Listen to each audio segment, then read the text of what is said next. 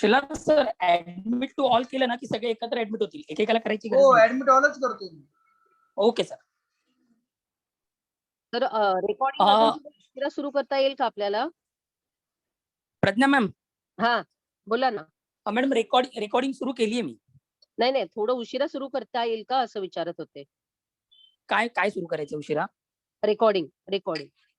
हा मग तिथे पॉजचं बटन आहे बघा ना मॅडम, तुम्ही पॉज करून ठेवा आणि जेव्हा तुम्हाला तुमचा प्रोग्राम स्टार्ट झाला की स्टार्ट करा. बरं ठीक आहे, मी गेस्ट आले का पाहते, स्पीकर्स आपले आले का पाहते. ठीक आहे, तोपर्यंत मी पॉज करून ठेवतो, काही प्रॉब्लेम नाही. फक्त मला मेसेज करा मग. मला कॉल फक्त सांगा तिथे रेकॉर्डिंग स्टार्ट करा म्हणून. राइट. बेसिकली यू से कि अगर हम अपने घर की बात करें, आई एम श्योर कि पेरेंट्स भी यहाँ होंगे and I want to address them also कि जो बच्चे हमारे घर में होते हैं ना उन्हें हम खुद से हंसने देते हैं खुल के, ना रोने देते हैं, ना उन्हें खुल के सोचने देते हैं, ना उन्हें खुल के समझने देते हैं. अब अगर ऐसा होगा तो वो exam right. So first of all बहुत बहुत धन्यवाद कि आपने इसे ऑर्गेनाइज किया, और second thank you for let us being part of it. So आज जो हम बात करने जा रहे हैं वो बात करने जा रहे हैं कि यूपीएससी, सीजीएल से सीएचएसएल, आईबीपीएस, इन एग्जाम्स की तैयारी कैसे की जाती है और फिर कब से की जाती है. ये सबसे इंपॉर्टेंट है कि तैयारी कब से करनी है. अब being in this field since 11 years, I met with the people जो बिल्कुल 6th स्टैंडर्ड के बच्चों को लेके आते हैं कि मैम इनको कलेक्टर बनाना है. अच्छा जी, और कब से तैयारी करनी है? तो अभी से तैयारी करनी है. सो कभी कभी लगता है कि आप अपने सपने उन बच्चों पे थोप रहे हैं. सो आज का हमारा जो डिस्कशन का मुद्दा होगा वो कुछ इस तरीके से होगा कि first of all what is UPSC, UPSC की एग्जाम है क्या. Second, what is the strategy to prepare for it.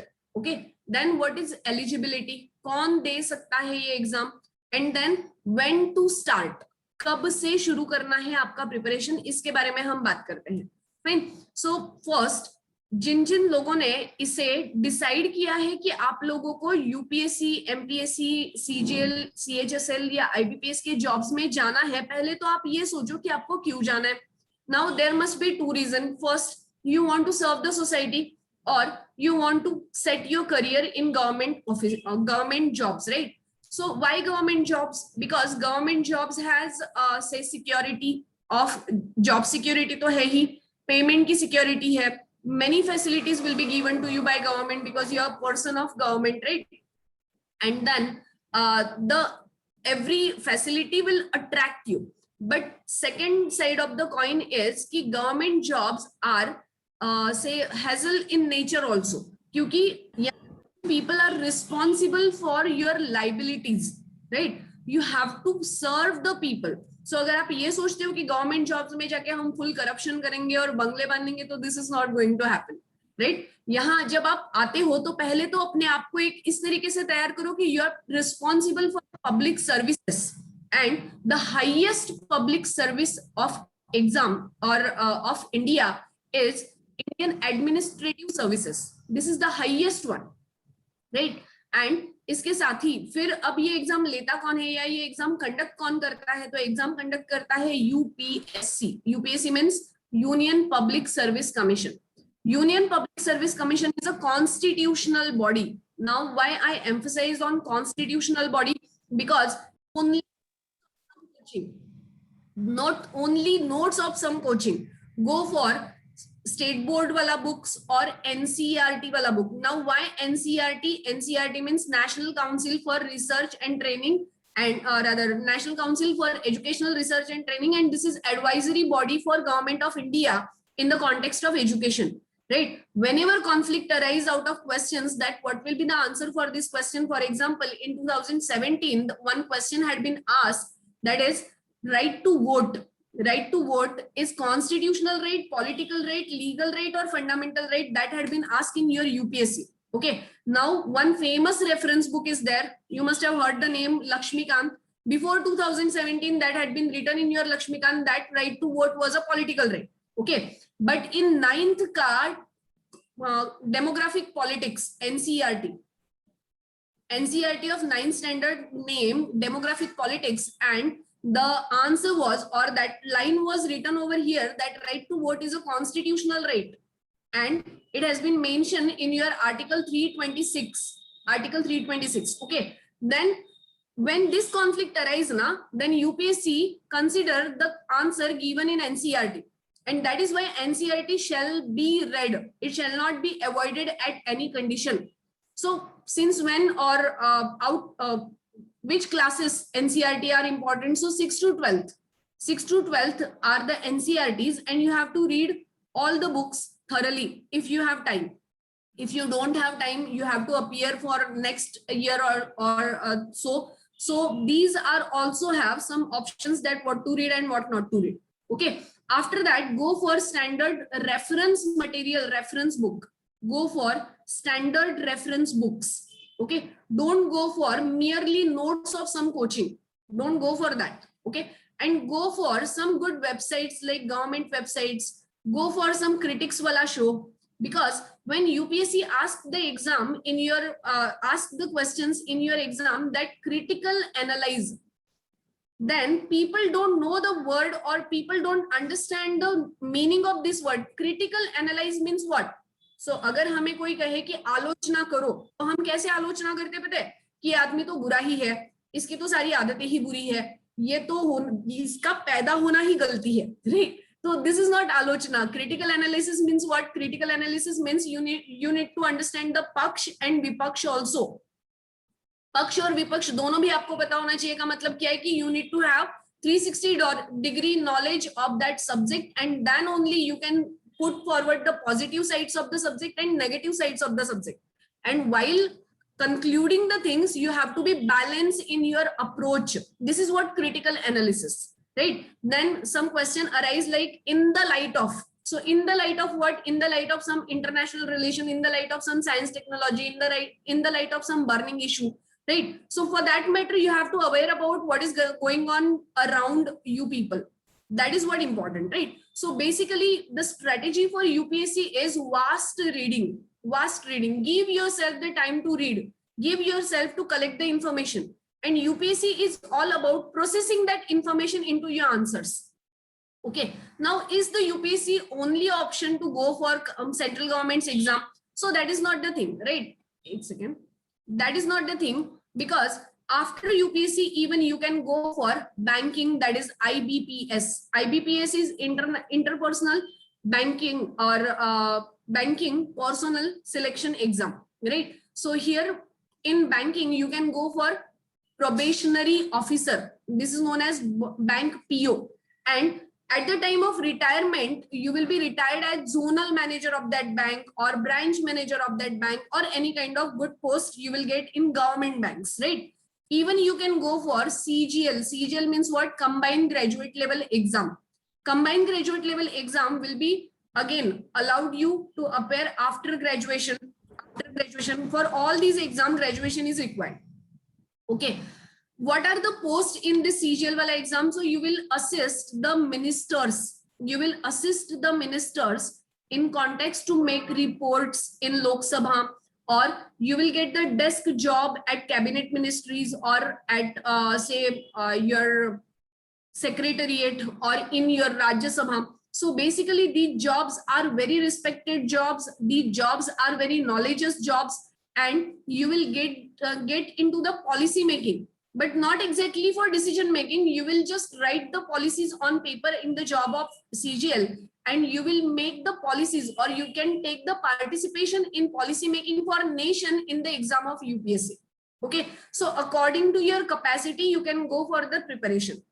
Now, the common part of all these exams are the mathematics is part of this exam, logical reasoning is part of this exam, English language is part of this exam, and general studies is part of this exam. So these 4 subjects are constant.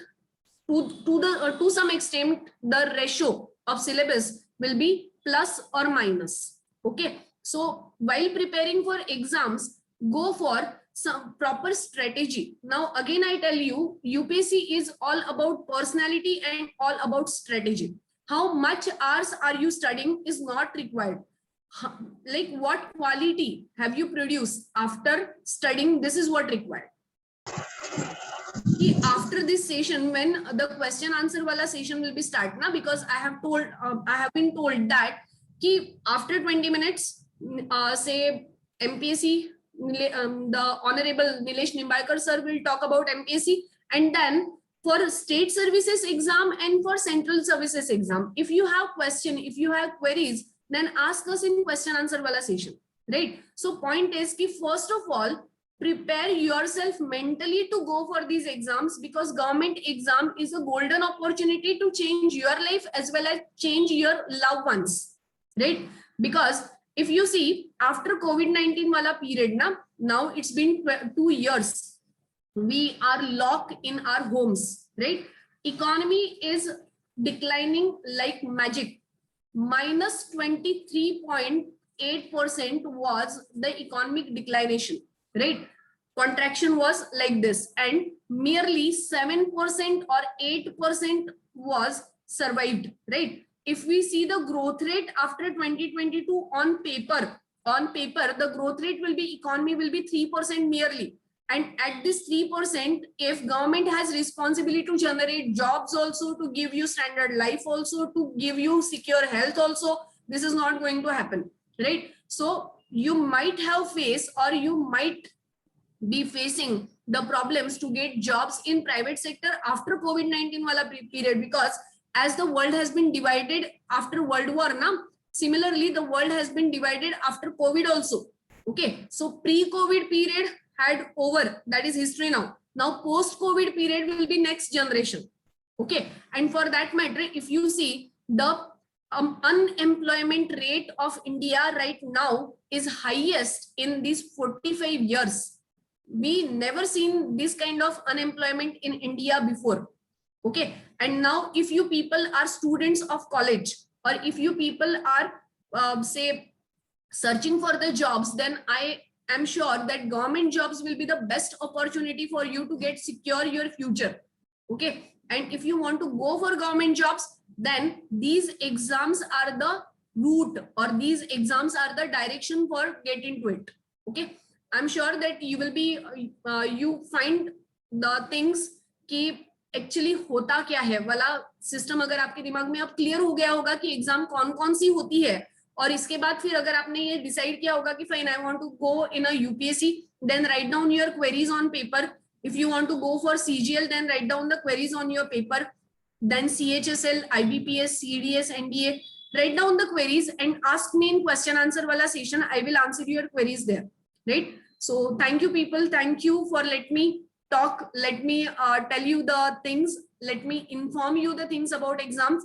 I'm here only. I'm connected to you, but I'm waiting for the question answer wala session now. And I'll hand over the stage to ma'am, Pragya ma'am, so that the program will be continued. Thank you. Hello. Now I request Nilesh Nimbalkar sir to take over, and he can deliver his lecture. Thank you. Thank you, ma'am. Thank you so much. Thank you, ma'am. Dipti ma'am, especially thanks to you. Thank you. आपने बहुत अच्छी तरीके से लड़कों को इस sector में क्यों आना चाहिए ये समझाया.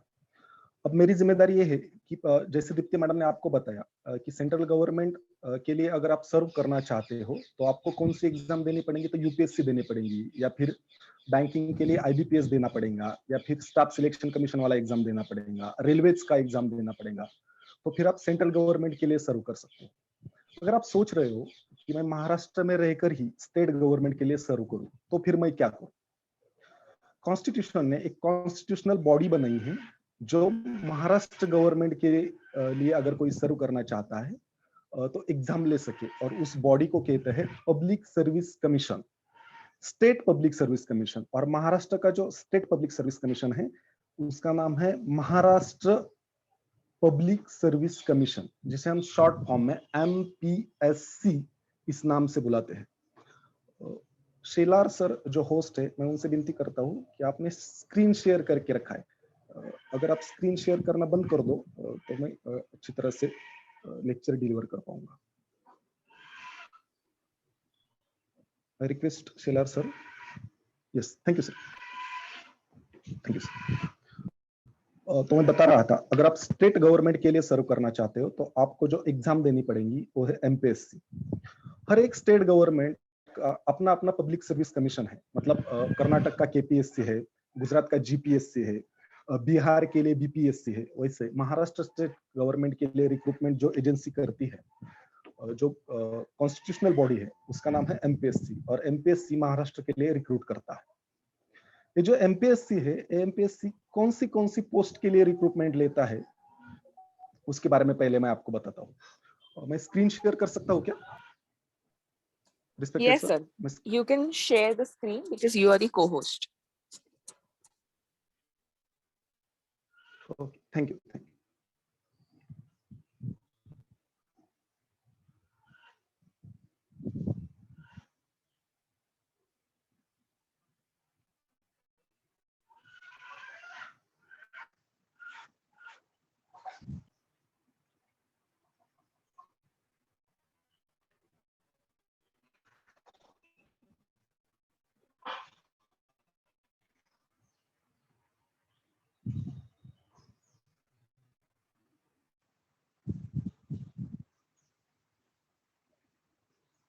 Am I audible? Yes, sir, you're audible. Hello? Okay okay, thank you. चलो एमपीएससी के बारे में देखते हैं कि ये एमपीएससी जो है कौन सी पोस्ट के लिए रिक्रूटमेंट करता है। या फिर हमेशा लड़के लोग कहते हैं मैं एमपीएससी कर रहा हूँ। अरे एमपीएससी कर रहा है मतलब आप क्या कर रहे हो? हाँ, हमेशा ये सवाल खड़ा हो जाता है कि ये लड़का एमपीएससी कर रहा है। एमपीएससी बहुत सारी पोस्ट के लिए रिक्रूटमेंट करता है। जैसे कि इससे करता हूँ तो वो जो जिस एग्जाम के बारे में बोलता है वो एग्जाम होती है स्टेट सर्विसेज वाली एग्जाम। मतलब आप देख सकते हो एमपीएससी जो एग्जाम लेता है उसमें से सबसे पहली एग्जाम आती है स्टेट सर्विसेज एग्जाम। उसके बाद का जो एमपीएससी का एग्जाम है वो है कंबाइन एग्जाम जो ग्रुप बी का रहता है। उसके बाद एमपीएससी जो एग्जाम लेता है वो है ग्रुप सी का कंबाइन वाला एग्जाम। और अदर बहुत सारे एग्जाम एमपीएससी लेता है जैसे कि फॉरेस्ट, एग्रीकल्चर, इंजीनियरिंग या फिर सीडीपीओ वाली एग्जाम। ऐसे बहुत सारे एग्जाम्स एमपीएससी देता है। अगर आप सोच रहे हो मैं एमपीएससी करने वाला हूँ, महाराष्ट्र में रह के जॉब करूंगा, फिर भी मुझे क्लास 1 की पोस्ट चाहिए या ग्रुप ए की पोस्ट चाहिए, तो आपको जिस एग्जाम के लिए प्रिपरेशन करना पड़ेगा वो है राज्य सेवा की एग्जाम। एमपीएससी लेता है राज्य सेवा की एग्जाम, जिसे इंग्लिश में स्टेट सर्विसेज एग्जाम इस नाम से पुकारा जाता है। ये जो राज्य सेवा की एग्जाम है, इस एग्जाम में कौन से पोस्ट आते हैं, मतलब आप एग्जाम क्लियर कर जाने के बाद अगर आपको अच्छे मार्क्स मिलते हैं तो आपको कौन सी पोस्ट मिलती है। ये जो पोस्ट है उसमें से आता है डेप्यूटी कलेक्टर। डेप्यूटी कलेक्टर मतलब क्या? जैसे दीप्ति मैडम ने आपको पहले बताया कि यूपीएससी के थ्रू आप आईएएस बन सकते हैं, मतलब आप कलेक्टर बन सकते हो। और एमपीएससी जब आप क्लियर करेंगे तो आप अच्छे मार्क्स लेते हो, रैंकिंग में आते हो, तो आप कलेक्टर के बाद की जो डिस्ट्रिक्ट एडमिनिस्ट्रेशन में जो पोस्ट आती है वो रहती है डेप्यूटी कलेक्टर, मतलब उप जिला अधिकारी आप एमपीएससी के द्वारा बन सकते हो। बहुत बड़ी पोस्ट है। आगे जाके इसका प्रमोशन कलेक्टर का रहता है, मतलब आपको आगे जाके जब आप प्रमोट होगे तो आपको आईएएस का प्रमोशन मिलेगा। उसके बाद राज्य सेवा में पोस्ट आती है डीवाईएसपी। डीवाईएसपी मतलब आपने सुना होगा आईपीएस ऑफिसर, आपने सुना होगा। ये जो आईपीएस ऑफिसर है ये यूपीएससी के द्वारा चुना जाता है। और आईपीएस ऑफिसर मतलब एसपी के बाद जो पोस्ट आता है वो रहता है deputy superintendent of police, DYSP, या फिर उसको ACP, assistant commissioner of police भी कहा जाता है। ये भी जो पोस्ट है एमपीएससी के द्वारा ही रिक्रूट किया जाता है। उसके बाद deputy CO, assistant commissioner of sales tax. महसूल में जो सबसे बड़ा पोस्ट रहता है तहसील लेवल पे वो तहसीलदार या फिर बीडीओ या फिर एक्साइज एसपी। ऐसे बहुत सारे जो पोस्ट है ये स्टेट सर्विसेज एग्जाम के द्वारा एमपीएससी रिक्रूट करता है। अगर आप इन पोस्ट के बारे में सोचते हो, अगर आप ऐसा बनना चाहते हो, तो आपको एमपीएससी की जो एग्जाम देनी पड़ेगी वो है स्टेट सर्विसेज एग्जाम। उसके बाद एमपीएससी दूसरा एग्जाम लेता है वो है कंबाइन एग्जाम, ग्रुप बी का। एमपीएससी दो तरह के कंबाइन एग्जाम लेता है, एक ग्रुप बी के लिए मतलब क्लास 2 पोस्ट के लिए, और दूसरा लेता है ग्रुप सी के लिए मतलब क्लास 3 पोस्ट के लिए। हम ग्रुप बी का अगर देखेंगे तो ग्रुप बी में कौन से पोस्ट आते हैं? पीएसआई। अब बहुत लोगों ने पीएसआई के बारे में सुना होगा। पीएसआई मतलब पुलिस सब इंस्पेक्टर, जो 2 स्टार लगा के पुलिस वाला आपको दिखाई देता है, वो रहता है पीएसआई कंबाइन ग्रुप बी। ये एग्जाम देनी पड़ेगी। उसके बाद ग्रुप बी में कौन सी पोस्ट आती है? तो एसटीआई मतलब स्टेट टैक्स इंस्पेक्टर। उसके बाद एसओ मतलब असिस्टेंट सेक्शन ऑफिसर, जो मिनिस्ट्री में रहता है, वो पोस्ट। ऐसे 3 पोस्ट के लिए पीएसआई, एसटीआई। सोच रहे हो मैं पीएसआई बनूं, मेरे कंधे पे 2 स्टार हो, तो आपको एक कंबाइन ग्रुप बी वाला एमपीएससी का एग्जाम देना पड़ेगा। उसके बाद एमपीएससी का एग्जाम रहता है कंबाइन ग्रुप सी। उसमें कौन से पोस्ट एमपीएससी रिक्रूट करता है? तो है एक्साइज पीएसआई। हमारी जो एक्साइज मिनिस्ट्री है, उसमें जो सब इंस्पेक्टर की जो पोस्ट रहती है एक्साइज में, वो कंबाइन ग्रुप सी में आती है। टैक्स असिस्टेंट की जो पोस्ट रहती है, वो इसमें आती है। सारे ग्रुप सी मतलब क्लास 3 के पोस्ट है। उसके बाद clerical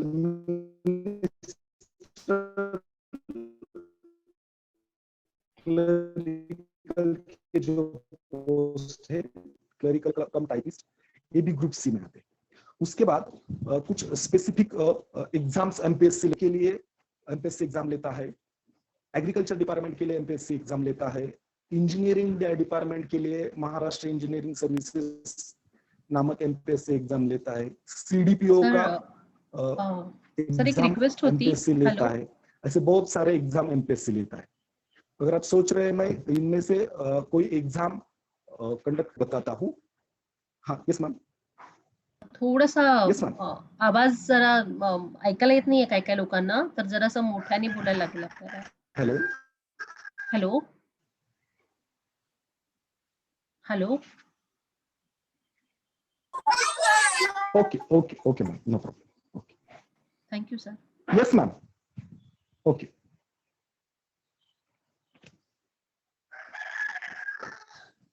yes ma'am. Okay okay ma'am, yes. हमने अभी एमपीएससी कौन सा एग्जाम कंडक्ट करता है, उसमें से पहला एग्जाम था स्टेट सर्विसेज, जिसके बारे में मैंने आपको बताया. आपके दिमाग में एक, जिसे हम राज्य सेवा बोलते हैं, वो एग्जाम मैं दे सकता हूँ क्या, इसके लिए क्वालिफिकेशन क्या है. तो मैं आपको बताना चाहता हूँ कि इसके लिए जो बेसिक क्वालिफिकेशन है स्टेट सर्विसेज के लिए, अगर हो तो आप ये एग्जाम दे सकते हो. कौन सी भी आप स्ट्रीम से ग्रेजुएट हो, आप साइंस से ग्रेजुएट हो, आर्ट्स से हो, कॉमर्स से हो, या फिर आपके पास इंजीनियरिंग की कोई डिग्री है, लॉ की कोई डिग्री है, आपके पास अगर डिग्री है तो आप ये स्टेट सर्विसेज का एग्जाम दे सकते हो. आपका एज क्राइटेरिया क्या है इस एग्जाम के लिए?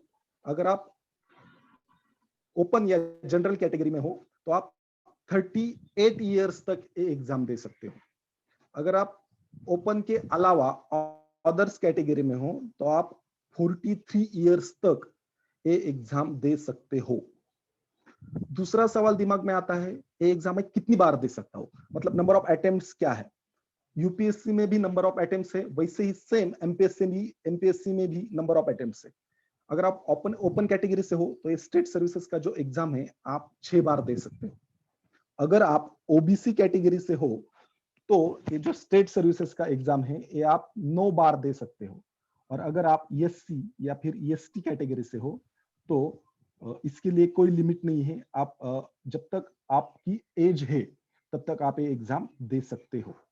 जैसे मैंने पहले बताया, एग्जाम के लिए पोस्ट कौन सी है, तो डिप्टी कलेक्टर, डीवाईएसपी, तहसीलदार, बीडीओ, जो सारे पोस्ट है इसके लिए एग्जाम होती है.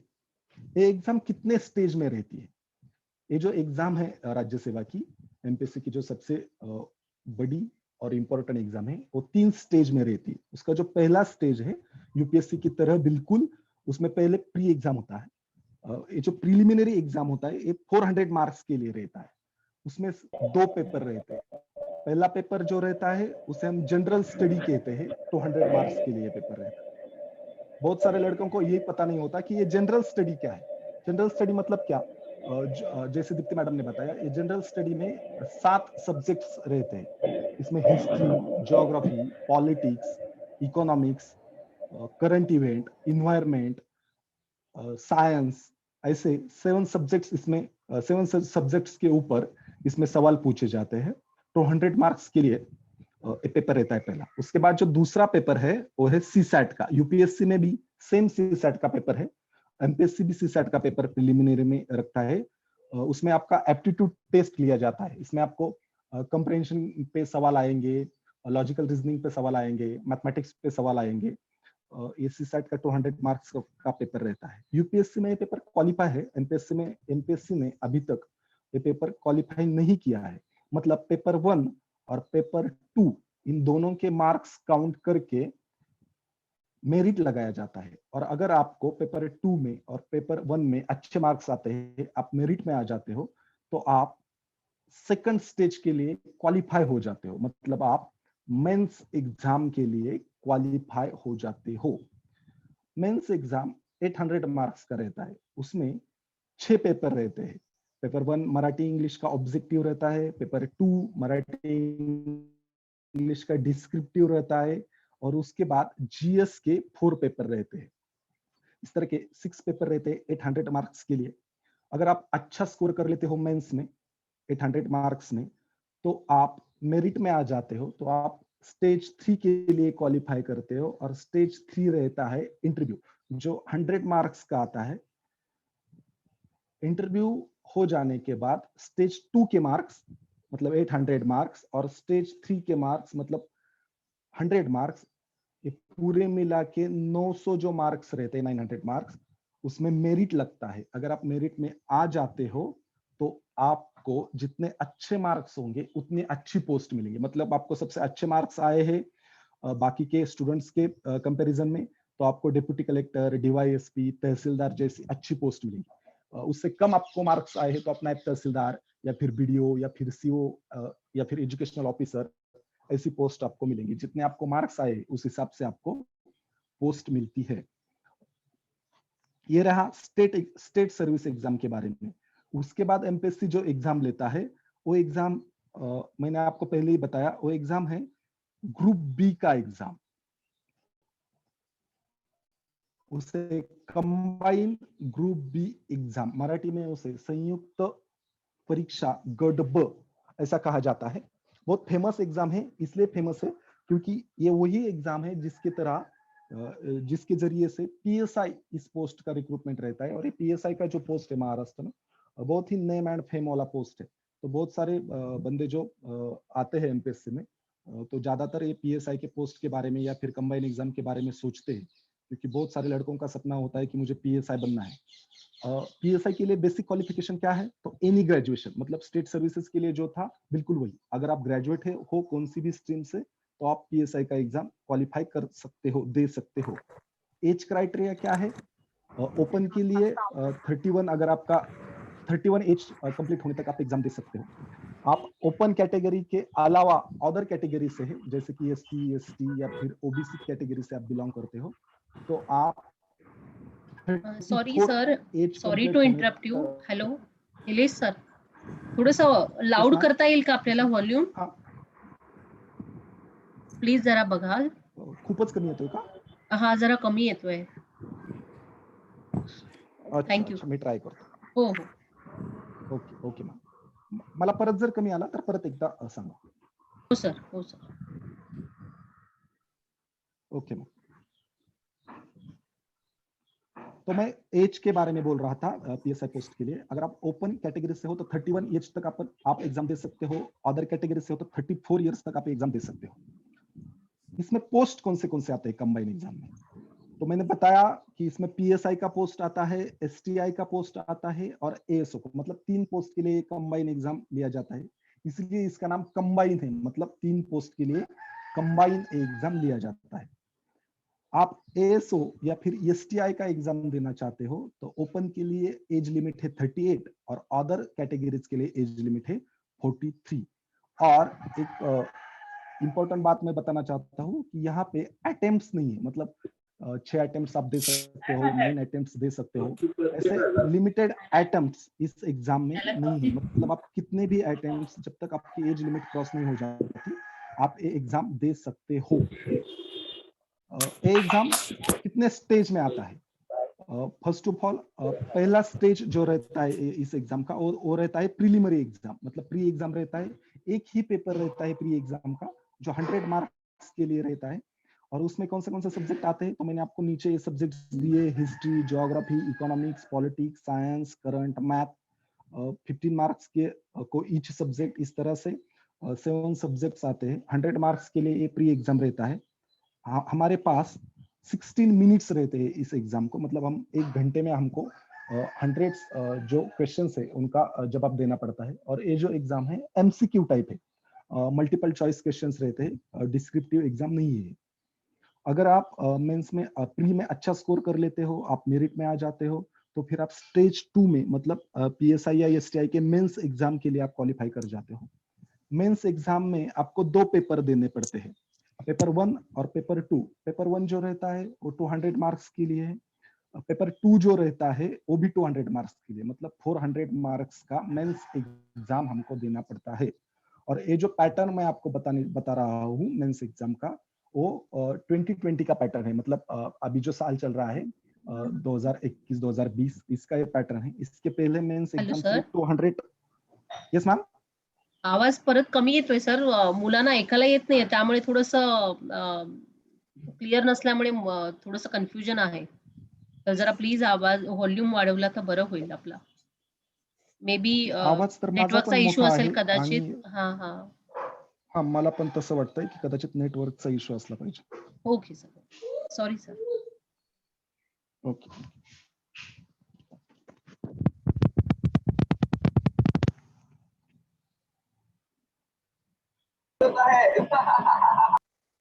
चलो, मैं स्टेज 2 मेंस एग्जाम के बारे में बता रहा था। 400 मार्क्स का एग्जाम रहता है। अगर आप इसमें मेरिट में आ जाते हो तो आपका सीधा सिलेक्शन एसटीआई और एएसओ के एग्जाम के लिए रहता है। मतलब सिर्फ 2 स्टेज में आप एसटीआई, स्टेट टैक्स इंस्पेक्टर बन सकते हो, राज्य कर निरीक्षक, सिर्फ 2 स्टेज में। मतलब आपको प्री एग्जाम देना है, आप पास हो जाते हो तो आप मेंस एग्जाम के लिए क्वालिफाई हो जाओगे। और मेंस एग्जाम में आप मेरिट में आ जाते हो तो आप एसटीआई बन जाते हो, सिर्फ 2 स्टेज में। ये जो प्री एग्जाम है और ये जो मेंस एग्जाम है, इसके बीच में 3 या 4 मंथ का गैप रहता है। मतलब प्री एग्जाम होने के बाद 3 या 4 मंथ के बाद मेंस एग्जाम रहता है। पीएसआई के लिए थोड़ी अलग प्रोसीजर है, क्योंकि ये पुलिस का पोस्ट है, ग्राउंड लेवल पे काम करना पड़ता है। उस वजह से इसमें और एक 2 स्टेज है पीएसआई में। फिजिकल एग्जाम रखा है उन्होंने पीएसआई के लिए। अभी फिजिकल एग्जाम के जो नॉर्म्स है इसी मंथ चेंज हो गए हैं। पहले फिजिकल एग्जाम जो था वो 100 मार्क्स के लिए था, क्वालिफाइंग नेचर का नहीं था, उसके मार्क्स काउंट हो जाते थे। अभी एमपीएससी ने एक जीआर निकाला है, उसमें एमपीएससी ने कहा है कि अब जो फिजिकल एग्जाम है पीएसआई का वो क्वालिफाइंग नेचर है।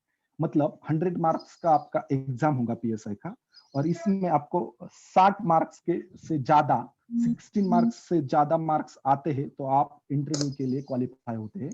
और फाइनल मेरिट के लिए फिजिकल के मार्क्स काउंट नहीं होंगे। अभी एमपीएससी ने डिसीजन लिया है। मतलब आप सर माइक जवळ घेता येईल का आपल्याला? हॅलो सर, फिजिकल एग्जाम सिर्फ 60 मार्क्स के लिए होगा। आता व्यवस्थित है sir. Yes, okay, physical exam सिर्फ 60 मार्क्स के लिए ही होगा। ओके, उसके बाद आता है स्टेज 4, सिर्फ पीएसआई के लिए है। उन्होंने पर्सनालिटी टेस्ट रखी है। मतलब पीएसआई की जो पोस्ट है, ग्राउंड लेवल पे पब्लिक में काम करना पड़ता है, आपकी पर्सनालिटी अच्छी होनी चाहिए, इसलिए इस पोस्ट के लिए सिर्फ इंटरव्यू रखा है। और वो जो इंटरव्यू है वो है 400 मार्क्स के लिए। कितने मार्क्स के लिए? सॉरी, 14 मार्क्स के लिए, मतलब 40 मार्क्स के लिए इन्होंने इंटरव्यू रखा है। अगर आप इंटरव्यू में अच्छे मार्क्स लाते हो और मेंस में अच्छे मार्क्स लाते हो तो इंटरव्यू मतलब स्टेज 4 और मेंस मतलब स्टेज 2 के मार्क्स मिला के फाइनल रिजल्ट आता है। अगर आप इन दोनों स्टेज में मतलब मेंस में और इंटरव्यू में अच्छा स्कोर कर लेते हो तो आप का सिलेक्शन पीएसआई के लिए हो जाता है। और मैं और एक बात बताना चाहता हूँ, ये जो पीएसआई का पोस्ट है, बहुत सारी वैकेंसी हर साल इस पोस्ट के लिए निकल कर सामने आती है। मतलब इसी साल 615 पोस्ट के लिए वैकेंसीज निकली है। हर साल लगभग 500 के करीब पोस्ट पीएसआई के निकल के आते हैं। तो बहुत अच्छी पोस्ट है पीएसआई की। उसके बाद एमपीएससी का जो एग्जाम है,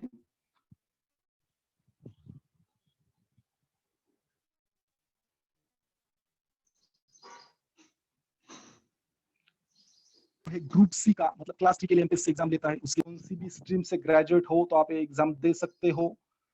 बहुत ही बेसिक एग्जाम रहता है एमपीएससी का। क्लास 3 का रिक्रूटमेंट करता है। एज क्राइटेरिया सेम है। उसमें पोस्ट कौन से आते हैं, तो एक एक्साइज पीएसआई नामक पोस्ट है, बहुत बढ़िया पोस्ट है एमपीएससी की। वो पोस्ट इसमें आती है। हालांकि क्लास 3 की पोस्ट है, पर बहुत बड़ी पोस्ट है। उसके बाद टैक्स असिस्टेंट और उसके बाद क्लर्क टाइपिस्ट, इन 3 पोस्ट के लिए एक कंबाइन का एग्जाम रहता है। अगर आप टैक्स असिस्टेंट या फिर क्लर्क टाइपिस्ट का एग्जाम देना चाहते हो तो आपके पास मराठी टाइपिंग और इंग्लिश टाइपिंग का जो सर्टिफिकेट है वो चाहिए। मराठी टाइपिंग का 30 स्पीड का चाहिए और इंग्लिश का 40 स्पीड का सर्टिफिकेट अगर आपके पास है तो आप ये 2 एग्जाम दे सकते हो। अगर आप एक्साइज पीएसआई के बारे में सोच रहे हो एग्जाम देने के लिए ग्रुप सी का, तो उसके लिए हाइट का नॉर्म्स उन्होंने रखा है, चेस्ट और हाइट का। लड़के लोग जो है, मतलब मेल के लिए 165 सेंटीमीटर और फीमेल के लिए 157 सेंटीमीटर हाइट अगर आपकी है तो आप एग्जाम दे सकते हो। सेम क्राइटेरिया हाइट का पिछली एग्जाम जो मैंने बताई पीएसआई की, पुलिस सब इंस्पेक्टर की, उसके लिए भी सेम क्राइटेरिया है। मेल के लिए 165 सेंटीमीटर और फीमेल के लिए 157 सेंटीमीटर हाइट। 100 मार्क्स का प्री एग्जाम रहता है, प्रीलिमिनरी एग्जाम। अगर आप वो क्रैक कर लेते हो, अच्छे मार्क्स से मेरिट में आ जाते हो, तो आप स्टेज 2 के लिए क्वालिफाई करोगे। स्टेज 2 का मेंस एग्जाम रहता है, पेपर 1 और पेपर 2। अगर आप इसमें मेरिट में आ जाते हो तो इसके लिए कोई इंटरव्यू नहीं है, सीधा आपका सिलेक्शन हो जाता है। उसके बाद और एक एग्जाम के बारे में मैं आपको बताना चाहता हूँ। बहुत सारे लड़के इस एग्जाम के बारे में सोचते हैं और इस साल इस एग्जाम की बहुत सारी वैकेंसीज निकल कर सामने आ रही है और वो एग्जाम है पुलिस भर्ती का एग्जाम। कौन सा एग्जाम? पुलिस भर्ती का एग्जाम, मतलब पुलिस रिक्रूटमेंट, आप जिसको कांस्टेबल बोलते हो। बहुत सारे बच्चे जब छोटे होते हैं तो सोचते हैं मैं पुलिस बनूंगा, तो आप बन सकते हैं। मतलब रिक्रूटमेंट का क्या क्राइटेरिया मैं आपको बताने वाला हूँ।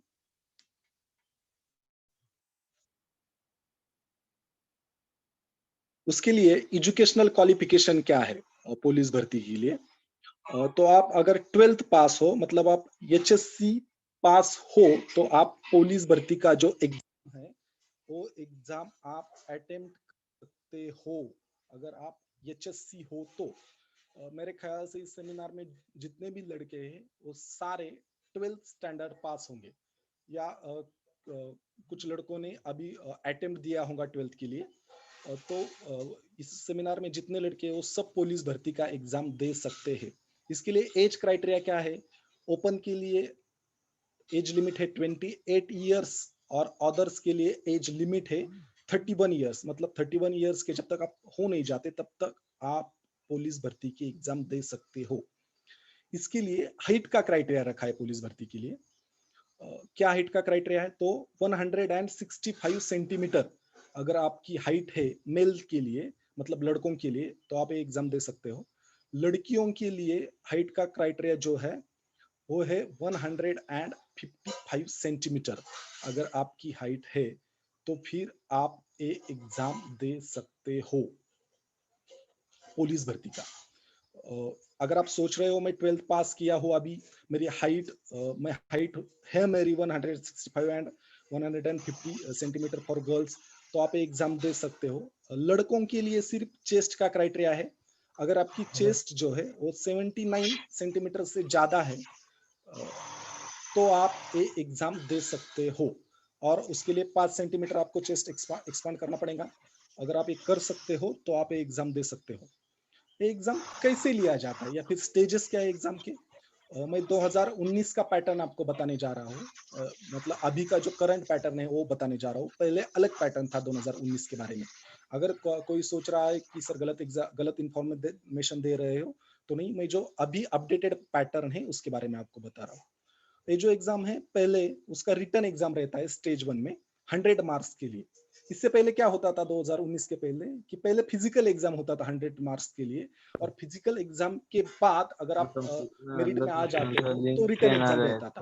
पर अभी ऐसा नहीं है। अभी पहले रिटन एग्जाम होता है स्टेज 1 में 100 मार्क्स का। 100 मार्क्स में क्या क्या आता है? तो 100 मार्क्स में आता है मराठी ग्रामर का जो सब्जेक्ट है वो 25 मार्क के लिए। उसके बाद मैथ आता है, बुद्धिमत्ता मतलब रीजनिंग आता है 25 मार्क्स के लिए। और उसके बाद जनरल स्टडी मतलब सामान्य ज्ञान जो है, सामान्य ज्ञान में क्या आता है? तो हिस्ट्री। सर आपला आवाज येत नाहीये, जरा माईक जवळ घेऊन बोललं तर बरं जनरल होईल. स्टडी में आते हैं। ओके, मतलब आप स्क्रीन पे देख सकते हो स्टेज 1 में 100 मार्क्स के लिए एग्जाम रहता है। 25-25 हेलो सर. के तरीके से इसको उन्होंने डिवाइडेड किया है। Nimbalkar sir, hello. Yes ma'am, yes ma'am. Sir तुमचा आवाज येत नाहीये, क्लिअर पण नाहीये आणि लाऊड पण नाहीये. जरा please. Sorry to disturb you.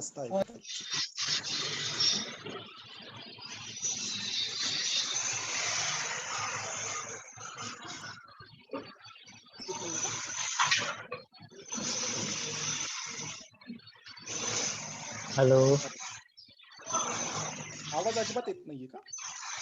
नाही सर. एक मिनिट, जस्ट सर आता क्लिअर आहे, पण व्हॉल्यूम वाढवायला लागेल. जरा लाऊडली बोलायला लागेल. आता येतोय का? एकदा कन्फर्म करा फक्त. आता छान येतोय आवाज सर, एकदम मस्त. येस सर, येस आता सर, येतोय ना? Yes sir. ओके. हो सर, आता एकदम क्लिअर आहे. Yes yes yes, me wifi turn on केलं, जरा रेंज प्रॉब्लम था। ओके, तो मैं पुलिस भर्ती एग्जाम के बारे में बता रहा था। स्टेज 1 में रिटन एग्जाम 100 मार्क्स के लिए, अगर आप क्वालिफाई कर जाते हो स्टेज 1 का एग्जाम, तो आपको स्टेज 2 में फिजिकल एग्जाम देना पड़ेगा। पहले ये फिजिकल एग्जाम जो है वो 100 मार्क्स के लिए था, अभी सिर्फ 50 मार्क्स के लिए है, मतलब 50 मार्क्स के लिए है। इस फिजिकल एग्जाम में क्या रहता है पुलिस भर्ती के? तो रनिंग का इवेंट रहता है 30 मार्क्स के लिए। उसके बाद 100 मीटर रनिंग्स का इवेंट रहता है 10 मार्क्स के लिए। और उसके बाद शॉर्ट पुट का इवेंट मतलब गोला फेंक का जो इवेंट है वो 10 मार्क्स के लिए। इस तरह से 50 मार्क्स का फिजिकल का एग्जाम होता है लड़कों के लिए। लड़कियों के लिए भी सेम 50 मार्क का एग्जाम रहता है, सिर्फ रनिंग का क्राइटेरिया उन्होंने चेंज किया है। लड़कियों के लिए सिर्फ 800 मीटर है 30 मार्क्स के लिए, और 100 मीटर है 10 मार्क्स के लिए, और शॉर्ट पुट रहता है 10 मार्क्स के लिए। इस तरह से 15 मार्क्स का एग्जाम लड़कियों का रहता है। अगर आप अच्छे मार्क्स लाते हो तो स्टेज 1 के मार्क मतलब रिटन एग्जाम के मार्क्स और उसके बाद फिजिकल एग्जाम के मार्क्स, दोनों के मार्क्स मिला के मेरिट लिस्ट बनाई जाती है। और इसमें अगर आप अच्छे मार्क्स लाते हो तो आप सिलेक्ट हो जाते हो पुलिस के लिए। मतलब रिटन एग्जाम और फिजिकल एग्जाम पर आप क्लियर कर देते हो तो आप पुलिस बन सकते हो। मैं और एक बात आपको पुलिस एग्जाम के लिए बताना चाहता हूँ कि अभी बहुत सारी रिक्रूटमेंट होने वाली है। मेरे ख्याल से अगर ये जो पेंडेमिक है कोरोना का, अगर ये कम हो जाता है, कोई रिलैक्सेशन मिलता है इसमें, तो अगस्त या सितंबर में 5,500 पोस्ट के लिए रिक्रूटमेंट होगा। और उसके बाद 2 या 3 महीने बाद 7,500 पोस्ट के लिए अलग रिक्रूटमेंट होने वाला है। ऑलरेडी ये दोनों भी रिक्रूटमेंट अनाउंस किए जा चुके हैं महाराष्ट्र गवर्नमेंट के द्वारा। इसका मतलब अगर आप सोच रहे हो तो आपके पास 4 या 5 मंथ का टाइम है। अगर आप 7,500 रिक्रूटमेंट के बारे में सोच रहे हो आने वाले सितंबर, अक्टूबर या फिर नवंबर में, या फिर कोरोना किस तरह से राहत देता है, सब चीजों में इस पे डिपेंड करता है। अगर आपने सोचा है मैं पुलिस बनूंगा तो बहुत अच्छा अपॉर्चुनिटी है। 3-4 महीना अगर आप अच्छी तरह से इसके बारे में तैयारी कर लेता हूँ। हमारे पास जो लड़के पुलिस बनने आते हैं 2-3 एग्जाम्पल तो ऐसे है कि 2 या 2.5 महीने के पीरियड में उन्होंने रिटर्न एग्जाम अच्छी तरह से किया, फिजिकल एग्जाम अच्छी तरह स्टेट गवर्नमेंट, आप अच्छे तरह से इसके बारे में सोचिए।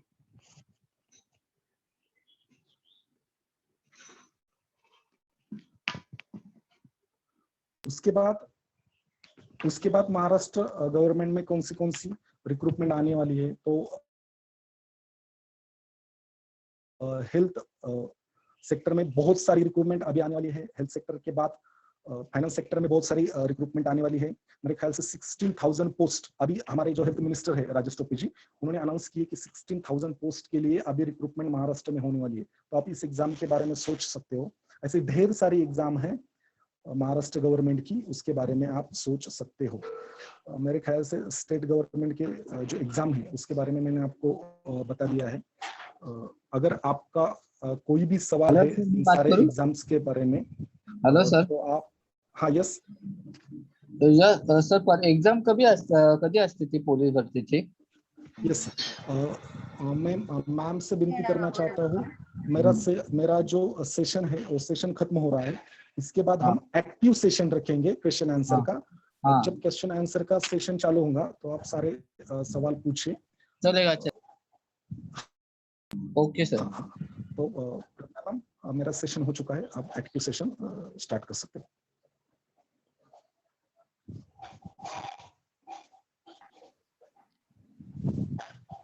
Thank you so much sir.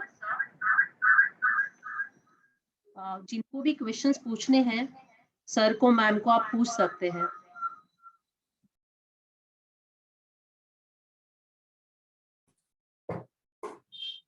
Omkar, you had a question, right? हाँ बोलू सर मी। यस, माझा आवाज येतोय का सगळ्यांना? येतोय। ओके।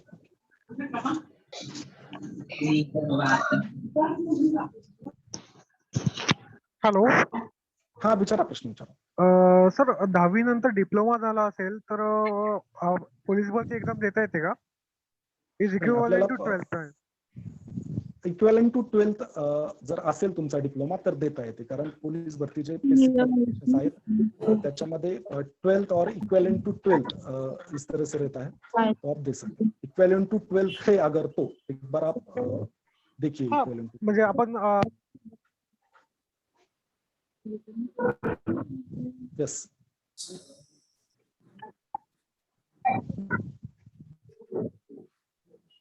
Hello sir. हा बोला सर, मला प्रश्न विचारायचा आहे की PSI साठी इंटरव्ह्यू मध्ये कशा प्रकारचे प्रश्न विचारले जातील, म्हणजे कोणत्या संदर्भात प्रश्न विचारले जातील? अच्छा, आपण ज्यावेळेस PSI ची पूर्व परीक्षा, मुख्य परीक्षा, त्याच्यानंतर फिजिकल हे सगळं पूर्ण करतो, त्याच्यानंतर आपल्याला इंटरव्यू असतो। मला वाटतं हिंदीमध्ये बोलायचं सांगताय। उसके बाद हम इंटरव्यू के लिए क्वालिफाई हो जाते हैं। जब भी हम इंटरव्यू के लिए क्वालिफाई रहते हैं तो इंटरव्यू जो रहता है वो पर्सनालिटी टेस्ट रहती है, मतलब आपकी एक्चुअल पर्सनालिटी क्या है इंटरव्यू में देखा जाता है। आपका जो नॉलेज है, उन्होंने प्री एग्जाम में या फिर मेंस एग्जाम में आपका नॉलेज ऑलरेडी चेक कर लिया है, तो आपके पर्सनालिटी के बारे में उनको चेक करना पड़ता है, या फिर कोई आपके सामने सिचुएशन खड़ी की जाती है, उस सिचुएशन के हिसाब से आपको क्वेश्चंस आते हैं। आपको आपके डिग्री के बारे में क्वेश्चंस आएंगे, मतलब आपकी डिग्री अगर इंग्लिश लैंग्वेज में है या फिर आपकी डिग्री साइंस में है तो उसके हिसाब से आपको क्वेश्चंस पूछे जाते हैं। उसके बाद आप जिस लोकेशन से आते हो, मतलब जिस डिस्ट्रिक्ट से आप आते हो उस डिस्ट्रिक्ट के बारे में आपको क्वेश्चंस पूछे जाते हैं, या फिर जो करंट इवेंट्स हो रहे हैं उसके बारे में क्वेश्चंस पूछे जाते हैं। पर ज्यादातर जो ध्यान रहता है तो आपके पर्सनालिटी के ऊपर रहता है, उसके हिसाब से आपको क्वेश्चंस पूछे जाते हैं। मैं एग्जाम्पल के तौर पर आपको बताता हूँ। जब भी मेरा PSI का इंटरव्यू था 2017 में, और PSI के मेरे इंटरव्यू में मुझसे सवाल पूछा गया था कि ब्रूटस U2 नामक एक डायलॉग है इंग्लिश लिटरेचर में, बहुत ही फेमस डायलॉग है ब्रूटस U2, और एक किसने किसको कहा था और एक शेक्सपियर के किस ट्रेजेडी से ये डायलॉग आया था? इस तरह का सवाल मुझको इंटरव्यू में पूछा गया था। ये सवाल मुझको क्यों पूछा गया? क्योंकि मेरा जो ग्रेजुएशन है या फिर मेरा जो पोस्ट ग्रेजुएशन है, मेरी जो डिग्री है वो MA इंग्लिश है, मतलब इंग्लिश में मैंने डिग्री की है। उस हिसाब से उन्होंने मुझे ब्रूटस U2 वाला क्वेश्चन पूछा था। उसका और एक रीजन था, उसी दरमियान एक नट सम्राट नामक मराठी मूवी रिलीज हुई थी और उस नट सम्राट मूवी में एक डायलॉग नाना पाटेकर का था, ब्रूटस U2।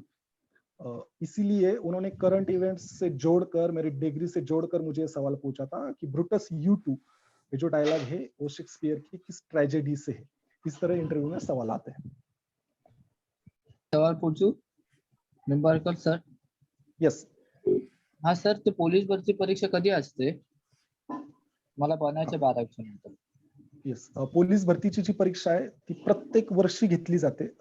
सध्या कोविडचा काळ आहे त्याच्यामुळे मागच्या वर्षी म्हणजे 2020 साली ती परीक्षा होऊ शकली नाही आणि 2019 सालची जी परीक्षा आहे त्याचे फॉर्म भरून झालेत, फक्त ती परीक्षा होणं बाकी आहे। तर साधारणपणे आता जर कोविड मधून पेशंटची संख्या कमी झाली तर ती 2019 ची परीक्षा आधी होईल आणि लगेचच 2020-21च्या परीक्षेसाठी फॉर्म सुटतील। आमचा असा अंदाज आहे की साधारणपणे हे गव्हर्नमेंट ठरवतं, पण ही 2019 ची 5,500 पोस्ट साठीची परीक्षा आहे ती पूर्ण झाली लगेचच 2020 आणि 2021च्या परीक्षेसाठी फॉर्म सुटतील। साधारणपणे सप्टेंबर-ऑक्टोबर मध्ये फॉर्म सुटतील अशी अपेक्षा आहे। 3-4 महिन्यात असते परीक्षा। हॅलो, आवाज येत नाही, काय बोला? Hello, please repeat again. नाही म्हटलं, म्यूट करा, साक्षीला म्हणत होते बाकीच्यांना, डिस्टर्ब होत आहे ना मध्ये। Yes yes yes. 3-4 महिन्यात असते ना सर परीक्षा? नाही, तसं नाही, तुम्ही तयारी करू शकता, किती वेळ तुम्ही तयारी करू शकता। परीक्षेचं स्वरूप अगोदर लेखी परीक्षा असेल, 1 तासाचा सॉरी 1.5 तासाचा पेपर असतो 90 मार्क्सचा, सॉरी 1.5 तासांचा पेपर असतो 100 मार्क्सचा आणि तो पेपर दिल्यानंतर मेरिट लागतं, त्याच्यानंतर फिजिकलची एक्झाम। स्पेसिफिक टाइम असं नसतं मंथ मध्ये वगैरे त्याच्या। हा बोला। फॉर्म ऑनलाईनच भरायला लागतो आर्मीवरती? हो, ऑनलाईन फॉर्म भरायचा असतो। कधी असतो? ऑगस्ट-सप्टेंबर मध्ये ना? अंदाजित आहे, एक्सपेक्टेड आहे, फिक्स नाहीये। Hello sir. Hello sir. Sir मला सांगा, PSI च्या ग्राउंड बद्दल थोडंफार सांगा ना सर, की ग्राउंड कशा प्रकारे असतं किंवा किती मीटरचं रनिंग असतं वगैरे वगैरे, ग्राउंड बद्दल मला थोडंफार सांगा सर। अच्छा, PSIचं जे ग्राउंड आहे ते 100 मार्कांचं होतं अगोदर, म्हणजे आत्ताही 100 मार्कांचं आहे, पण आता त्यांनी फक्त क्वालिफाय केलंय। त्याच्यामध्ये 800 मीटर रनिंगचा एक इव्हेंट असतो की जो 50 मार्कांना आहे। 800 मीटर रनिंग इव्हेंट जो 50 मार्कांना आहे। त्याच्यानंतर लॉंग जंप हा इव्हेंट असतो जो 15 मार्कांसाठी असतो। त्याच्यानंतर गोळा फेकचा एक इव्हेंट असतो, तो पण 15 मार्कांसाठी असतो आणि पुलअप्स नावाचा एक इव्हेंट आहे। तो पुलअप्स जो आहे ज्याला तुम्ही सिंगल बार म्हणता, तर तो पुलअप्स 20 मार्कांसाठी आहे। असं 100 मार्कांचं ग्राउंड असतं, म्हणजे 50 मार्काला रनिंग, 15 मार्काला लॉंग जंप, 15 मार्काला गोळा फेक आणि 20 मार्काला पुलअप्स, 100 मार्कांचं ग्राउंड असतं। येस मैम, किसी का ये क्वेश्चन है कि जो मेडिकल देना होता है तो उसमें जो विजन का क्राइटेरिया जो है वो क्या मायने रखता है या फिर क्या है? Right, I saw the question actually, और इन्होंने ये कहा है कि वो 30%, see the question is, I have a doubt about medical test in MPSC, UPSC, SSC like MTS, CGL, IS, etc., including group A, B, C, D, right? And can a candidate with monocular vision or problem in one eye only can considered fit or not? तो first of all कि इनको disability में गिना जाएगा, partially disabled kind, और इनके लिए proper reservation का criteria होता है। Now reservation will be in the context of age also and in the context of merit also. Okay, तो अगर आप इस तरीके से partially disabled है और आपके पास मेडिकल सर्टिफिकेट है तो आपको एज रिलैक्सेशन मिलता है, इसके साथ ही आपको अटेम्प्ट का रिलैक्सेशन मिलता है और काफी सारी फैसिलिटीज मिलती है। So you are eligible for exam and with relaxation. Okay, I guess the question is clear. इनका क्वेश्चन था कि am I eligible for reservation? So yes, you are eligible for reservation. Okay. Yes, ma'am. Thank you. Ma'am, what about army bharti? Army bharti. Okay, see, for army bharti there is separate forms are allowed for army bharti after 10th exam. Now army bharti, if you are talking about, then many posts are there, na? If you are going for soldier wala post, then after 10th you can go for Yes, it. I have given a UPSC exam for NDA. Yeah, so you are talking about NDA, right? It's a National Development Academy, or rather National Defense, and National Defense Academy का जो criteria है वो इस तरीके से है कि 16 is the age criteria and maximum age shall be 19.5, right? You shall be 12th. Yes. 12वीं आपका clear होना चाहिए from PCM, that is physics, chemistry, mathematics वाला, for X group, and for Y group, X group आपको पता है NDA वाला, it's for say Air Force, Navy and Army, right? तो Army वाला जो होता है वो Y group होता है या ground services के लिए होता है. फाइन. अब इसमें आपके दो पेपर होते हैं, एक होता है मैथमेटिकल एबिलिटी या क्वांटिटेटिव एप्टीट्यूड टेस्ट, और दूसरा होता है general ability.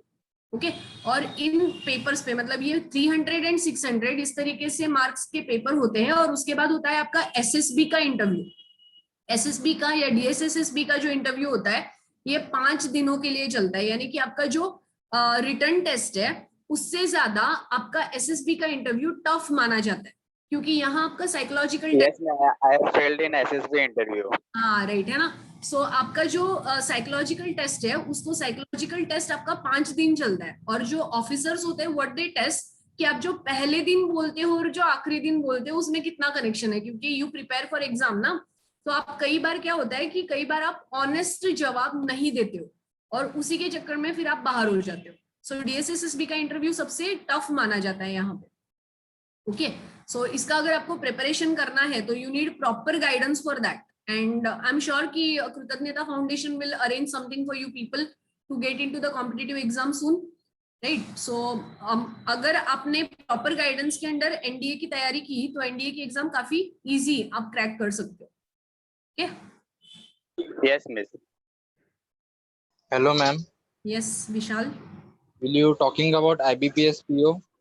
Yeah, sure. So IBPS PO is the age criteria for that is 20 to 30 years for general category, right? Backward classes will have age relaxation for 3 years, and SC/ST category will have 5 years wala age criteria, right? Now IBPS exam will also conduct in 3 stages, that is prelims, mains and interview. So prelims में इनका जो से paper पूछे जाते हैं वो होता है quantitative aptitude test, then reasoning वाला, लॉजिकल रीजनिंग वाला पार्ट काफी इंपॉर्टेंट होता है, और इंग्लिश होता है. इसमें 30 मार्क्स, 35 मार्क्स और 30 तरीके से आपका पेपर डिवाइड होता है. उसके बाद फिर मेंस में आपका रीजनिंग, इंग्लिश, डेटा एनालिसिस और इकोनॉमी, ये 4 पेपर होते हैं. एंड फाइनली आपका होता है इंटरव्यू जो कि 100 मार्क्स का होता है, राइट. सो इस तरीके से आपका बेसिकली आईबीपीएस का एग्जाम होता है, और ये लाइक हर बैंक के लिए अलग हुआ करता था पहले, लेकिन अब क्या हुआ है कि एक ही एग्जाम आपके सारे नेशनलाइज बैंकों के लिए है, और आरबीआई के लिए और एसबीआई के लिए ये 2 अलग अलग एग्जाम कंडक्ट किए जाते हैं. तो इनके फॉर्म्स भी अलग अलग आते हैं, और आरबीआई और एसबीआई का एग्जाम जो है ये क्वाइट अपर स्टैंडर्ड का होता है then other nationalise banks. Okay, qualification क्या है? Graduation, any graduate can apply. Okay, so Hello, ma'am. 55% वाला 55% आपको चाहिए फॉर ग्रेजुएशन. इसमें आपका परसेंटेज क्राइटेरिया है आईबीपीएस पीओ में. हाँ जी. Hello, ma'am. Yes. Hello, Atul. Can I give UPSC exam from any state? Yes.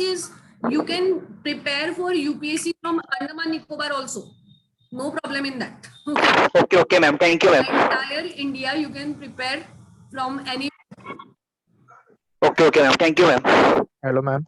Ma'am, Yes, sir. can you give some information about the railway job opportunities? Yeah, see, railway job opportunities are multiple in nature, because after 10th, after 12th, after engineering, after graduation, so there are many posts For example, you can be a mechanic also, and you can be a trackman also, right? So whenever forms come, you have to go for the eligibility. It has been mentioned in that, and railways exams will conduct in same way, prelims, mains, interview, and every post has different exam. So whenever this form will come, na, you have to go through the form then. Okay, Tarun. Yeah, ma'am. Thank you. Okay. Ma'am, can you explain about the Indian Forest Services of Indian UPSC? Forest Services. Yes, ma'am. Okay, see, UPSC prelims before 2015 वाला ना, 15 वाला prelim जो होता था वो IFS के लिए अलग होता था और बाकी एडमिनिस्ट्रेटिव सर्विसेज के लिए अलग होता था. बट अब क्या किया है कि prelims will be same for IFS, that is forest services and administrative services. So basically questions based on agriculture, forestry, environment, ecology and science background has been arised for prelims. और उसके बाद जो आपका मेंस होगा वो अलग अलग होगा. So while filling the form of UPSC, you have to mention the post कि आपको कौन से पोस्ट के लिए जाना है. अगर आप फॉरेस्ट सर्विसेज के लिए जाना चाहते हो तो BSc कंपलसरी है विथ बॉटनी. ओके, सो उसका जो क्राइटेरिया है ग्रेजुएशन का, इसके लिए स्पेसिफिकेशन है एंड बाकी सब सेम है. Okay, but while filling the form you have to mention your specifications there. Ma'am, can we not do BSc with zoology, and is general studies also included? Yes, general studies included, but the part of botany and science, zoology is also included. So science का जो part है ना, ये काफी emphasize करेगा आपके exam में. मतलब जैसे एडमिनिस्ट्रेटिव सर्विसेज के मेंस में जहां आप देखते हो कि history, geography, polity, economy will be emphasise, so इसका जो प्रपोर्शन है ये कम हो जाएगा. ओके, एंड साइंस का प्रपोर्शन बढ़ जाएगा for IFS. Fine. Okay, ma'am. Thank you. Yeah. Hello. Yes. अगर IPS के लिए मतलब प्रिपरेशन करने हो तो कब से स्टार्ट करनी चाहिए? ग्रेजुएशन के बाद, graduation? Are you talking about UPSC? नहीं, IBPS. IBPS के लिए सी, IBPS की अगर आपको प्रिपरेशन करना हो ना, तो IBPS बाकी कॉम्पिटिटिव एग्जाम से अलग कैसे है पहले इसे समझिए.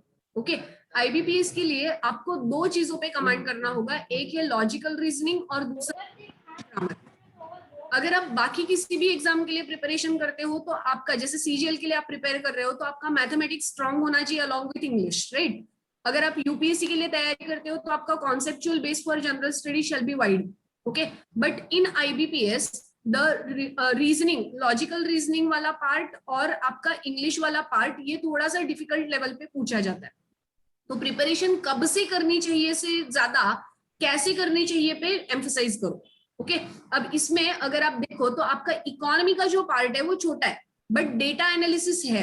Data analysis means what? Data analysis means your statistic वाला portion is there in IBPS, जो कि किसी एग्जाम में नहीं है, MTS में है. MTS is multitasking services, right, इसमें है. फाइन. सो IBPS को प्रिपेयर करते वक्त आपको 6 से 9 महीने का वक्त आपको चाहिए होता है, लेकिन you have to develop your command on your English grammar. Okay, along with mains में आपका जो इंग्लिश ग्रामर का एक पेपर है उसमें एग्जाम है, यानी सब्जेक्टिव है. आपको letter writing, essay writing, your say report writing, precis, ये सब पूछा जाता है. सो इस बात को ध्यान रखिए कि आपको रीजनिंग, डेटा एनालिसिस, स्टैटिस्टिक वाला पोर्शन और इंग्लिश, इन 4 पे ज्यादा फोकस करना होगा. बाकी 6 से 9 महीने में आप आराम से इसे कवर कर सकते हो एग्जाम के पहले. और बी इन प्रॉपर गाइडेंस, किसी ना किसी फैकल्टी के, टीचर के, कोचिंग के गाइडेंस में रहिए. क्योंकि कई बार क्या होता है, बच्चे सोचते हैं कि ये तो बहुत आसान है. आपको पता है कॉम्पिटिटिव एग्जाम्स की कोचिंग ज्वाइन करने के पहले आपका कॉन्फिडेंस जो है ना आसमान पे रहता है. क्योंकि UPSC के टॉपर के परसेंटेज कितने होते हैं जानते हो आप? आपके कॉलेज के टॉपर के परसेंटेज कितने होते हैं? 98%, 99%. UPSC के टॉपर के परसेंटेज होते हैं 45%. बच्चों को लगता है 45%, ये तो हमने कॉलेज में ऐसे ही ले लिए थे. तो जब आप आते हो इस फील्ड में तो आपको ऐसा लगता है कि ये तो बहुत आसान एग्जाम है, इसमें तो कुछ है ही नहीं. बट जब आप कोचिंग में आते हो, जब आप अपने इर्द गिर्द देखते हो कि कैसे बच्चे प्रिपेयर कर रहे हैं, कितना पढ़ाई कर रहे हैं, कितने सालों से पढ़ाई कर रहे हैं, तब आपका कॉन्फिडेंस धीरे धीरे कम होने लगता है. यानी कि जब आप नॉलेज गेन करते हो तो आपका कॉन्फिडेंस धीरे धीरे कम होने लगता है, क्योंकि तब आपको असलियत समझ में आती है कि एग्जाम्स इतनी आसान नहीं है जितनी दिखाई देती है, इतनी मुश्किल भी नहीं है कि आप कर ही ना पाओ। अगर आप सही डायरेक्शन में, सही गाइडेंस में अपना काम करते हो तो definitely you will be clear in the exams. Okay, अब आईबीपीएस के लिए आपने कहा तो 6 से 9 महीने, सीजीएल के लिए अगर आप प्रिपेयर कर रहे हो तो 12 महीने का वक्त लगता है आपको, किसी भी के एग्जाम के लिए आपको 1 से 1.5 साल लगता है। यूपीएससी के प्रिपरेशन के लिए 18 months are required properly. 18 months properly का मतलब है कि यहाँ ना आप कोई बर्थडे, ना कोई शादी, ना कोई डेथ, ना कोई बीमारी अफोर्ड कर सकते हो। 18 मंथ्स। ओके, इसके अलावा आप देखो एनडीए का एग्जाम, तो एनडीए के लिए भी आपको 1 से 1.5 साल लगता है। Okay ma'am, Nandini ma'am, right? Okay ma'am, thanks. Madam, please tell about bank officer, bank probationary officer. I just told you ना, बैंक प्रोबेशनरी ऑफिसर का जो एग्जाम होता है उसमें बाकी एग्जाम से अलग सिलेबस इस तरीके से है कि लॉजिकल रीजनिंग, आपका इंग्लिश वाला पोर्शन और डेटा एनालिसिस वाला पोर्शन, इसको ज्यादा एम्फसाइज किया गया है। आईबीपीएस में, जनरल स्टडीज में सिर्फ इकोनॉमिक वाला पार्ट मेंस में पूछा जाता है, इसे याद रखिए। ओके, बाकी सेम इंटरव्यू और इसका जो एलिजिबिलिटी क्राइटेरिया है वो भी सेम है। 20 से 30 इयर्स आईबीपीएस एग्जाम का एलिजिबिलिटी क्राइटेरिया है फॉर एज, और इसमें भी आपको अगर जनरल कैटेगरी के हो तो 30 इयर्स, बैकवर्ड क्लासेस के लिए +3 और SC/ST के लिए +5। ये है आपका reservation criteria. Hello ma'am, good morning. Good morning. My question is, how important is it to shift to Delhi for preparations of UPSC? Is it that important, or? Kindly repeat your question. I couldn't hear you properly. How important is it to move to Delhi for the preparations of UPSC examinations? See, at our time means I have prepared for UPSC after 2008. Okay. So at our time what had happened, digital India वाला concept आया नहीं था, है ना? And digital India वाला concept ना आने की वजह से हमारे पास जो फोन हुआ करते थे ना, वो रिलायंस के छोटे फोन हुआ करते थे, बटन वाले। तो ना हमें यूट्यूब पता था, ना इंटरनेट पता था। हम पढ़ने के लिए रेडियो पे BBC न्यूज सुनते थे। अब जो आपका समय है ना 2020 वाला, यहाँ आपके हाथ में स्मार्टफोन है।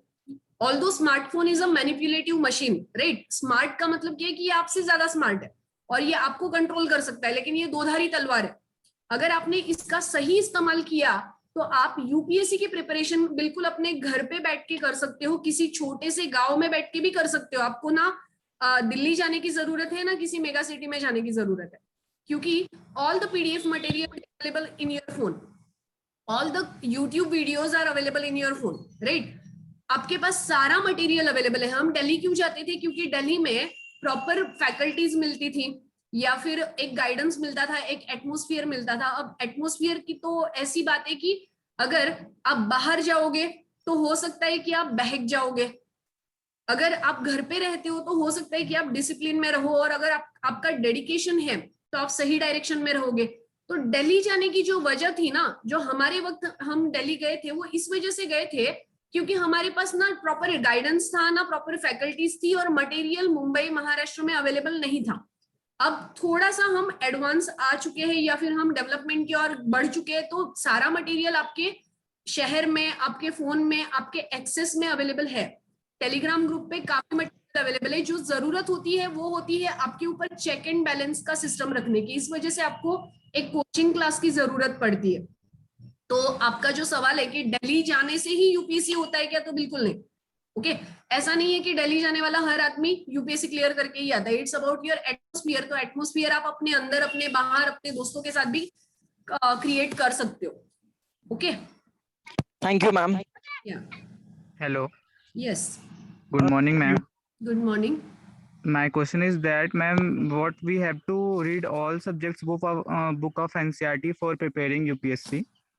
Yes, देखो, ऑल सब्जेक्ट बुक का मतलब ये है कि अगर आप हिस्ट्री, पॉलिटी, एनवायरमेंट, इकोलॉजी, ये जो स्टैटिक पोर्शन है, इसके लिए तो आपको 6 to 12 पढ़ना है। ओके, लेकिन साइंस टेक्नोलॉजी का जो पोर्शन है, अगर आप लोग लिख रहे हो तो लिख लो, साइंस टेक्नोलॉजी का जो पोर्शन है has not been covered in NCERT. Okay, NCERT में कवर नहीं किया है। तो फिर इसके लिए क्या करना होता है, जो बायोटेक्नोलॉजी वाला पार्ट है ना, इसके लिए आपको बायोलॉजी की जो बुक है 9th से लेके 12th तक की, उसमें से भी सिर्फ 12th का जो बायोलॉजी का पोर्शन है इसका 13th, 14th और 15 इतने 3 ही चैप्टर पढ़ने हैं। ओके, मतलब साइंस टेक्नोलॉजी के लिए आपको एनसीईआरटी नहीं पढ़नी है, पहली बात। और जनरल स्टडीज में भी सिर्फ बायोलॉजी की एनसीईआरटी के 3 चैप्टर पढ़ने हैं। ओके, इकोनॉमी के लिए अगर आप देखो तो इकोनॉमी का अगर आपका थोड़ा बहुत बेस है, थोड़ी बहुत चीजें आपको समझ में आती है, तो 9 से लेके 12 तक की एनसीईआरटी पढ़नी है। ओके, ज्योग्राफी के लिए आपको 6 to 12 एनसीईआरटी कंपलसरी है, आपके हिस्ट्री के लिए 6 to 12 का एनसीईआरटी कंपलसरी है, पॉलिटी के लिए भी 6 to 12 का एनसीईआरटी कंपलसरी है। ओके, फिर साइंस टेक्नोलॉजी के लिए अब एनसीईआरटी नहीं पढ़ना है तो क्या पढ़े? तो इसके लिए द हिंदू न्यूज़पेपर जो है उसका संडे इशू जिसमें साइंस का पार्ट कवर करते हैं, और थर्सडे इशू जिसमें साइंस का पार्ट कवर होता है, और science reporter magazine is very very important for you people for science. Okay, इसके अलावा the Hindu magazine, the Hindu का जो न्यूज़पेपर है इसके मंडे एडिशन में आता है social issues editorial, Tuesday editorial में आता है पॉलिटिकल इश्यूज, वेडनेसडे एडिटोरियल में आता है इकोनॉमी इशू, थर्सडे में आता है आपका साइंस टेक्नोलॉजी, और फ्राइडे को आता है art and culture. Saturday Sunday का द हिंदू नहीं पढ़ोगे तो भी चलेगा। Okay okay ma'am, okay ma'am, मेरा एक और क्वेश्चन था कि जैसे मैंने अपनी स्कूलिंग जो है मतलब बहुत जगह से, मतलब 6 to 8 तक मैंने कहीं और से की है, 9 to 10th कहीं और से, और 11 to 12th कहीं और से। तो क्या कोई इसका कोई नेगेटिव इम्पैक्ट होगा मेरे इंटरव्यू पे या कहीं और एग्जाम पे? नहीं, कोई नेगेटिव इम्पैक्ट नहीं होगा, लेकिन हाँ आपके इंटरव्यू में क्वेश्चंस आपको बहुत सारे पूछे जाएंगे, जैसे कि जहां जहां से आपने कोचिंग की या जहां जहां से आपने स्कूलिंग की उसका रीजनल बैकग्राउंड पूछा जाता है। देखो यूपीएससी के जो क्वेश्चन होते हैं ना बोर्ड मेंबर्स के, वो जनरली इस तरीके से होते हैं कि वो आपका स्टेट ऑफ माइंड चेक करते हैं। ओके, अब स्टेट ऑफ माइंड चेक करते हैं मतलब क्या, कई बार वो आपको मूवीज के बारे में पूछते हैं कि have you seen Baahubali movie, तो अब बाहुबली किसने नहीं देखी है, हर किसी ने देखी है, तो आपसे पूछा ये जाता है कि what message you got from Baahubali, बताओ तो आपने क्या सीखा पूरी बाहुबली मूवी देख के। 6 घंटे की मूवी आप लोगों ने देखी है, राइट? आप जितने भी यहाँ पे मेंबर्स हो मुझे ये बताइए कि आपने बाहुबली मूवी में 6 घंटे इन्वेस्ट करने के बाद क्या सीखा? कुछ नहीं सीखा, राइट? सीखा ये कि लव मैरिज नहीं करना चाहिए जब अपनी माँ स्ट्रिक्ट हो घर पे, जान से जाता है आदमी, right? So this kind of analysis is required. मतलब ये नहीं है कि आपका जो बोर्ड होता है, इंटरव्यू बोर्ड जो होता है, they don't have specific questions. आपके बायोडेटा पे क्वेश्चन पूछे जाते हैं कि आपकी स्कूलिंग, अच्छा आपने मध्य प्रदेश से स्कूलिंग की है तो बताइए मध्य प्रदेश में कौन कौन से यूनेस्को के हेरिटेज है। ओके, या फिर अगर आपने मधुबनी बिहार से ग्रेजुएशन किया है तो आपसे पूछा जाएगा कि बताइए मधुबनी पेंटिंग इतनी फेमस क्यों है, राइट? इस तरीके के डायमेंशनल क्वेश्चन होते हैं, वो बोर्ड पे डिपेंड करता है कि आपका इंटरव्यू कैसे होगा। अगर अच्छे मूड में है तो बहुत अच्छा इंटरव्यू होता है, अगर थोड़ा सा उन्होंने ठान लिया कि आपने आंसर नहीं ही देना है तो फिर वो आपको ऐसे सवाल पूछेंगे कि आप चाह के भी उसको नहीं दे पाओगे। Depend on board. Okay okay, thank you ma'am. या मैम मेरा एक सवाल था। Yes ma'am. जब भी हम लोग यूपीएससी के लिए स्टडी करना चाहते हैं तो हमें कौन से सब्जेक्ट्स चूज करने चाहिए? क्योंकि हमारे शायद ग्रेजुएशन में डिफरेंट सब्जेक्ट्स हो, बट अगर जल्दी क्लियर करना है या फिर अच्छे हमें स्कोर करने हैं तो कौन से सब्जेक्ट्स हमें सेलेक्ट करने चाहिए? Right, thank you Pragya ma'am. First of all आपने ये क्वेश्चन रेज किया क्योंकि बहुत सारे बच्चों के मन में ना ये क्वेश्चन होता जरूर है, लेकिन वो क्योंकि उनको लगता है कि अगर हम ऐसे सवाल पूछेंगे तो लोग कहेंगे कि क्या ही सवाल पूछे, है ना? सो बेसिकली कौन से सब्जेक्ट पे ज्यादा एम्फसाइज करनी है ये समझने के लिए जो आपका पहला स्टेप है यूपीएससी करते वक्त वो ये है कि सिलेबस को स्टडी करो। The very first step is get your syllabus printed in printed form. PDF में मत रखो, प्रिंट करो, उसका वर्ड फॉर वर्ड स्टडी करो। क्वेश्चन आपके सिलेबस के बाहर नहीं जाते हैं। जो सबसे पहला यूपीएससी के बारे में मिथ है वो ये है कि यूपीएससी तो over the sky under the sun कुछ भी पूछता है। This is not true. Syllabus के बाहर क्वेश्चन नहीं जाता है, ये पहली बात, राइट? अब आप अपने सिलेबस को थॉरली देखोगे ना तो आपके पास 7 सब्जेक्ट है जो जनरल स्टडीज को कवर करने वाले हैं। अब जनरल स्टडीज में भी अगर आप देखो तो स्टैटिक पोर्शन और डायमेंशन पोर्शन इस तरीके से डिवाइड हो जाता है, राइट? अब स्टैटिक पोर्शन की अगर हम बात करें तो स्टैटिक पोर्शन में आपका history, polity, geography, economy, environmentology, science technology ये सब्जेक्ट्स है। ये इंटर रिलेटेड सब्जेक्ट है।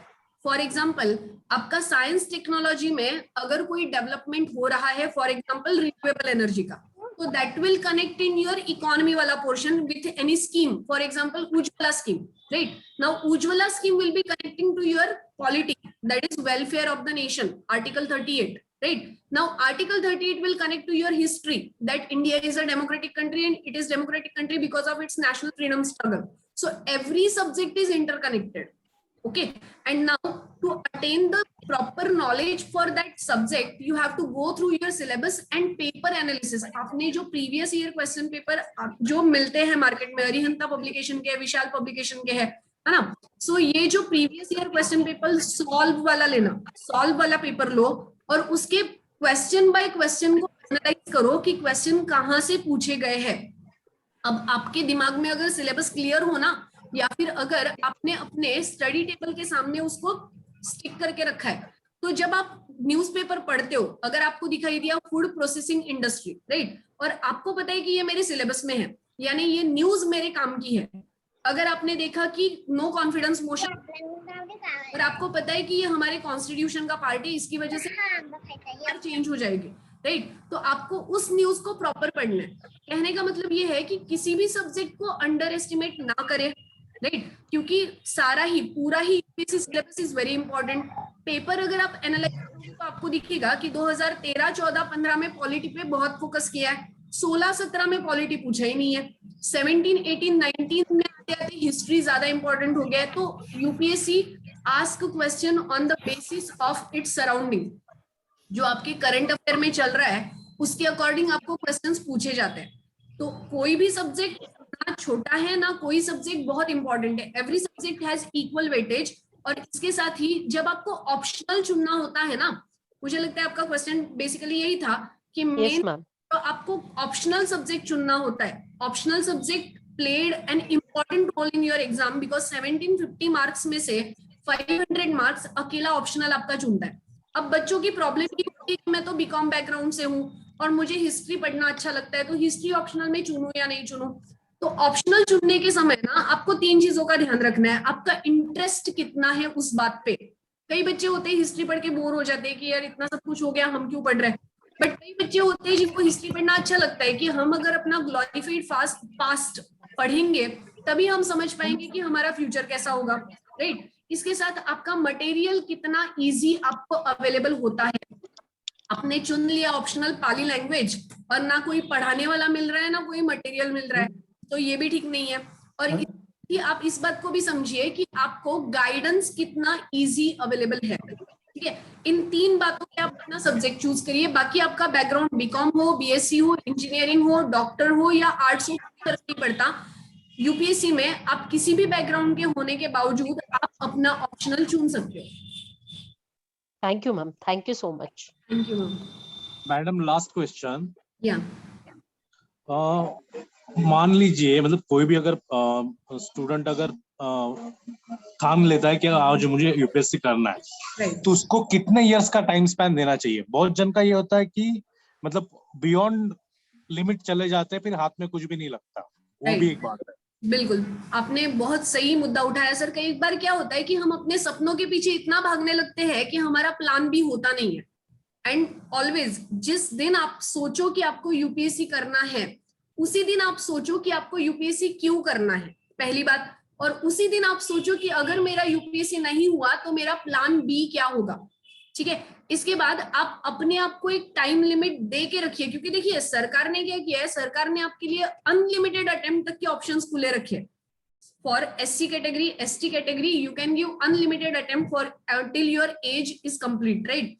और इसके चक्कर में होता ये है कि बच्चे बिल्कुल 40-45 इयर्स के होने तक के अटेम्प्ट ही देते रहते हैं, क्योंकि ये एक ल्यूअर है, एक अट्रैक्शन है कि इस बार 2 मार्क्स से रह गया, अगली बार तो मैं कर ही लूंगा टाइप, राइट। अब इसके साथ साथ आप एक ऐसी हॉबी या एक ऐसा कोर्स परस्यू करिए जहां आपका प्लान भी हमेशा रेडी रहे, ये पहली बात। यूपीएससी अगर आप आज सोचते हो कि मुझे यूपीएससी करना है, इस सेशन के बाद कई बच्चों ने सोचा कि मैं आज से मुझे यूपीएससी करना है, तो पहला काम तो ये करिए कि यूपीएससी के बारे में पूरी इंफॉर्मेशन लीजिए, उसके बाद पूरा मटेरियल कलेक्ट करिए। ये सब करते करते आपको 1 से 2 महीने का वक्त लगेगा, ओके उसके बाद फिर जब आप प्रिपरेशन करते हो ना, तो आइडियली आपको 18 मंथ्स देने होते हैं। अब 18 मंथ्स का मतलब है every Sunday, every Saturday, every moment, every minute. फिर यहाँ आपकी किसी बुआ के बेटे की शादी, या फूफा जी के ससुर जी का निधन, या फिर कोई बर्थडे पार्टी, या कोई ब्रेकअप, या कोई पैचअप, ये बिल्कुल कैलकुलेट नहीं किया जाएगा। 18 मंथ्स का मतलब है कि entire day, every moment, every second for UPSC.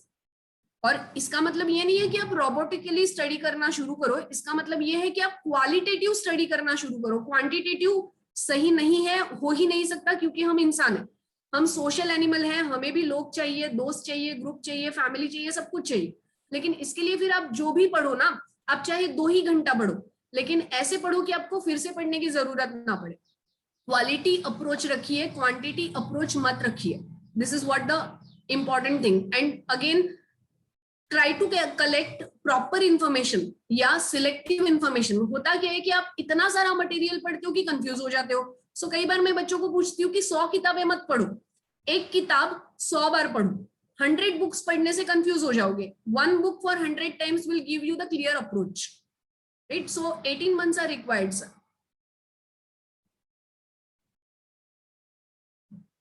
Ma'am, we can prepare for more than 18 months also. Yes, देखो लोग तो तैयारी करते करते ऐसे एग्जाम्पल मेरे सामने है जिसने 10 साल तैयारी की और अब 10 साल के बाद सोच रहे कि अब क्या करें। ऐसा नहीं कि उन्होंने उसके साथ कुछ किया नहीं, उन्होंने LLB किया है, उन्होंने MBA किया है, उन्होंने कुछ और PCS की एग्जाम की तैयारी की है, ट्राई किया है, सिलेक्ट नहीं हुए हैं। अब उनकी एज है 40+ और अब सोच रहे, क्योंकि देखो आपने सपने बड़े देखे हैं ना, आपने सोचा है कि मैं एडमिनिस्ट्रेटिव ऑफिसर हूँ, और प्रिपरेशन करते करते आपका ब्रेन इतना अच्छे से डेवलप हो जाता है कि आप अपने आप को एडमिनिस्ट्रेटिव ऑफिसर समझने लगते हो। अब आप छोटे जॉब पे कॉम्प्रोमाइज ही नहीं कर सकते हो। सो ये लेवल जब आपके आने लगे ना, तो समझ जाना कि अब यूपीएससी के पीछे नहीं भागना है, अब कुछ अच्छा अपने साथ कर लो, क्योंकि यूपीएससी जिंदगी नहीं है। हाँ, definitely it's an important exam, लेकिन ये लाइफ नहीं है। ओके, सो इसके लिए हमेशा एक अप्रोच रखना कि 2 साल, 3 साल, 4 साल आपको कितने अटेम्प्ट देने हैं, ये पहले आप डिसाइड करो। उसके लिए अपने फैमिली से परमिशन लो, फाइनेंशियल सपोर्ट आपको कैसे मिलेगा ये सोच के रखो, और एक उतना लिमिट होने के बाद अगर आपका सिलेक्शन नहीं हो रहा है, पहला अटेम्प्ट, तीसरा अटेम्प्ट हो गया और उसके बाद भी आपको लग रहा है कि नहीं ये बहुत ही टफ है, तो फिर थोड़ा सा कोशिश करो कि ठीक है अब ये मेरा नहीं है, यानी कि this is not cup of T for me. Okay, तो प्लान बी पे वर्कआउट करना शुरू करो, बिल्कुल उसमें बह मत जाओ, क्योंकि कई बार यूपीएससी के बच्चों को मैंने देखा है डिप्रेशन में जाते हुए। सो ये करना है, इस बात को ध्यान रखिए। इसे सपने की तरह परस्यू जरूर करो, लेकिन इसे जीवन मत बना लो। Right sir? Madam last question, sorry to take your time, last question. बहुत बार ये होता है कि मान लो कि आप यूपीएससी का प्रिपरेशन कर रहे हो, तो कुछ लोग side by side alternative exam भी देते रहते हैं। yes. और कुछ लोग बोलते हैं कि नहीं, हम लोग का एक ही एम है, अगर हम लोग को बाकी कुछ मिल जाएगा तो हमारा जो ड्राइव है वो खत्म हो जाएगा अर्ली सेटिस्फैक्शन की वजह से। बिल्कुल। तो लेकिन मैंने ऐसे भी लोग देखे कि कुछ लोगों का नहीं हुआ यूपीएससी में, लेकिन उनका अल्टरनेटिव एग्जाम में उनका सिलेक्शन हो गया और उनका एटलीस्ट लाइफ तो सिक्योर हुआ। बिल्कुल। और मैंने ऐसे भी स्टूडेंट देखे जिन्होंने IRS तक का भी मतलब सिलेक्शन है वो भी डिक्लाइन किया, क्योंकि मुझे IAS ही बनना है, और एट दिस मतलब आज की तारीख में वो मतलब कहीं पे भी नहीं है। ऐसे भी है, तो आप इसके लिए क्या स्ट्रेटेजी करोगे? क्योंकि उसमें और एक डिफरेंशिएशन होता है कि मान लो अगर कोई यूपीएससी के लिए एम कर रहा है तो वो एमपीएससी को इंफीरियर समझेगा। राइट। तो मतलब ऐसे टाइम पे बंदे को क्या स्ट्रेटेजी करना चाहिए? बिल्कुल बिल्कुल। या फिर ये मान के, अगर मान लो कि अगर ऐसा समझ के उसके खुद के दिमाग का वो वहम है कि वो किसी को इंफीरियर और सुपीरियर समझ के खुद के दिमाग के साथ खेल रहा है, या उसका जो मानना है वो सही है, उसको हम लोग कैसे समझे? राइट। ये मैंने बहुत सारे करियर्स को अफेक्ट होते हुए देखा है। यस डेफिनेटली सर, बिल्कुल सही कह रहे हो आप। पहली बात तो ये कि बच्चों को ये समझना चाहिए कि कोई भी काम छोटा या बड़ा नहीं होता, एंड स्पेशली अगर आप गवर्नमेंट सर्विसेज में हो या गवर्नमेंट सर्विसेज में जाने की तैयारी कर रहे हो, तो from clerical level to administrative officer everybody is important. Okay तो ऐसा नहीं है कि अगर आप कलेक्टर नहीं बन पाए और मैंने क्लेरिकल एग्जाम क्लियर कर लिया तो हाय हाय ये मेरे साथ क्या हो गया, यू नो मैं तो बिल्कुल इंफीरियर हो गया, ऐसा नहीं है। पहला तो अपना जॉब सिक्योर करो चाहे किसी भी एग्जाम में हो। इसकी वजह से दो चीजें होती है, एक तो आपका सोशल स्टेटस सिक्योर हो जाता है। जो हमारे फूफा जी, ताऊ जी, मौसा जी शादियों में मिलते हैं या आपके घर पे आते हैं ना, ये आपको टॉर्चर करते हैं कि भाई तेरा कोर्स कब कंप्लीट होगा, रिजल्ट कब आएगा। उनको एक जवाब देने के लिए आपको हो जाता है कि मेरी एक सरकारी नौकरी है, मेरा पेड लीव या अनपेड लीव जो भी है वो चल रहा है। दूसरा ये कि अपने आप में कॉन्फिडेंस होता है कि मेरी एक नौकरी है, चाहे वो क्लर्क की है, चाहे वो सीजीएल एग्जाम की डेस्क ऑफिसर की है, चाहे वो आईबीपीएस पीओ की है, या फिर आपके रेलवे की है या एनडीए की है, कोई एक नौकरी आपकी है। और उसके बाद अगर देखो आपके पास जॉब सिक्योरिटी हो गई, आपके पास पेमेंट सिक्योर हो गया, आपका सोशल स्टेटस सिक्योर हो गया, उसके बाद तो आपके पास एज है ना, एक एज तक आप डेफिनेटली तैयारी कर सकते हो। तो while preparing for यूपीएससी और while preparing for MPSC civil services की प्रिपरेशन करते हुए हमेशा जो भी एग्जाम्स आपके सामने आ रही है, जो भी फॉर्म आ रहे हैं, बिल्कुल सीजीएल के, सीएचएसएल के, एनडीए के, सीडीएस के, रेलवे के, जो भी फॉर्म आ रहे हैं सब फॉर्म भर दो। क्योंकि टू द एक्सटेंट, मैं बिल्कुल नहीं कहूंगी कि सबकी स्ट्रेटेजी सेम है, सबका सिलेबस सेम है, बिल्कुल नहीं, ये गलत है। ओके लेकिन टू द एक्सटेंट अगर हम सिलेबस देखें तो कुछ चीजें कॉमन हमें मिलने लगती है, जैसे करंट अफेयर तो है ही, जनरल स्टडीज तो है ही, इसके अलावा क्वांटिटेटिव एप्टीट्यूड है, रीजनिंग है, इंग्लिश है, ये कॉमन चीजें हैं। और अगर बंदा 2 साल ढंग से प्रिपरेशन करे तो किसी भी कॉम्पिटिटिव एग्जाम का फॉर्म भरने के लिए एलिजिबल हो जाता है, पहली बात। और दूसरी बात ये कि आप हर एग्जाम को अगर फेस करने लगोगे ना, एक तो आपका एक्सपीरियंस बढ़ेगा, आपकी प्रैक्टिस बढ़ेगी, और अगर एग्जाम क्लियर हो गया तो कॉन्फिडेंस बढ़ेगा, बायोडेटा आपका स्ट्रांग होगा। क्योंकि देखिए जब आप यूपीएससी के इंटरव्यू में जाते हो तो वहां भी आपको ये सवाल पूछा जाता है कि भाई एट द एज ऑफ 28, 29, 30 आपने कुछ किया क्यों नहीं? आपका प्रोफाइल बिल्कुल कोरा दिख रहा है कि ग्रेजुएशन के बाद 5 साल गैप है, तो अब तक क्यों कुछ नहीं किया? तो यहाँ आपका एक बायोडेटा स्ट्रांग होना भी जरूरी होता है कि यहाँ पे मैं सिलेक्टेड हूँ, यहाँ पोस्टेड हूँ, यहाँ मैंने काम किया है, या पेड लीव में हूँ, मेडिकल लीव में हूँ, कुछ है, राइट? तो किसी भी जॉब को कम ना समझते हुए जो भी आए उसको पहले पकड़ लो, और फिर एक बार आप किसी पोस्ट पे हो उसके बाद यूपीएससी का प्रिपरेशन करो। मैं ऐसे कई सीजीएल ऑफिसर्स को जानती हूँ, कई आईआरटीएस ऑफिसर्स को जानती हूँ जो आज यूपीएससी की प्रिपरेशन कर रहे हैं after selection of after their selection for 3 years 4 years, वो सर्विसेज में है, उनकी 4-5 बार पोस्टिंग हो चुकी है। अब उन्हें लग रहा है कि ठीक है मैंने ठीक ठाक सेव कर लिया है, मेरी फैमिली सिक्योर है, मेरा सोशल स्टेटस सिक्योर है और मेरी नौकरी कोई मुझसे छीन नहीं सकता। ये जब उनका स्टेटस हो गया, स्टेट ऑफ माइंड उनका क्लियर हो गया, अब जाके वो यूपीएससी के लिए प्रिपरेशन करने की सोच रहे। सो ऐसे भी स्टूडेंट्स है जो ऑफिसर है और उसके बाद प्रिपेयर कर रहे हैं। वो बिल्कुल एक ही चीज के पीछे भागो मत, पहले कुछ अपना सिक्योर करो और उसके बाद प्रिपरेशन करेंगे तो कोई प्रॉब्लम नहीं है। ये मेरा एक अपना ओपिनियन है। Thank you very much. Thank you, sir. Ma'am, Yes. according to you, if we have to summarize the entire thing, what is the exact syllabus for UPSC? Like just as you mentioned, NCERT books are the source, but what other than those? Right, देखिए UPSC की exam है ना, ये 3 part में बटी हुई exam है। इसमें प्रीलिम्स की एग्जाम है, एंट्रांस एग्जाम। अब एंट्रांस एग्जाम का क्या मतलब है कि जो बच्चे भारत में अपने आप को ये समझते हैं कि भारत के सिस्टम को चेंज करना है, या फिर जिन बच्चों को एक कॉम्पिटिशन होता है कि चुनने वाले जो बच्चे हैं इनके लिए हमें कुछ करना है, वो बच्चे फॉर्म भरते हैं और एडमिनिस्ट्रेटिव एग्जाम देने की कोशिश करते हैं। अब इसमें से जिनका एप्टीट्यूड क्लियर है वो उस एग्जाम को क्लियर करते हैं, राइट?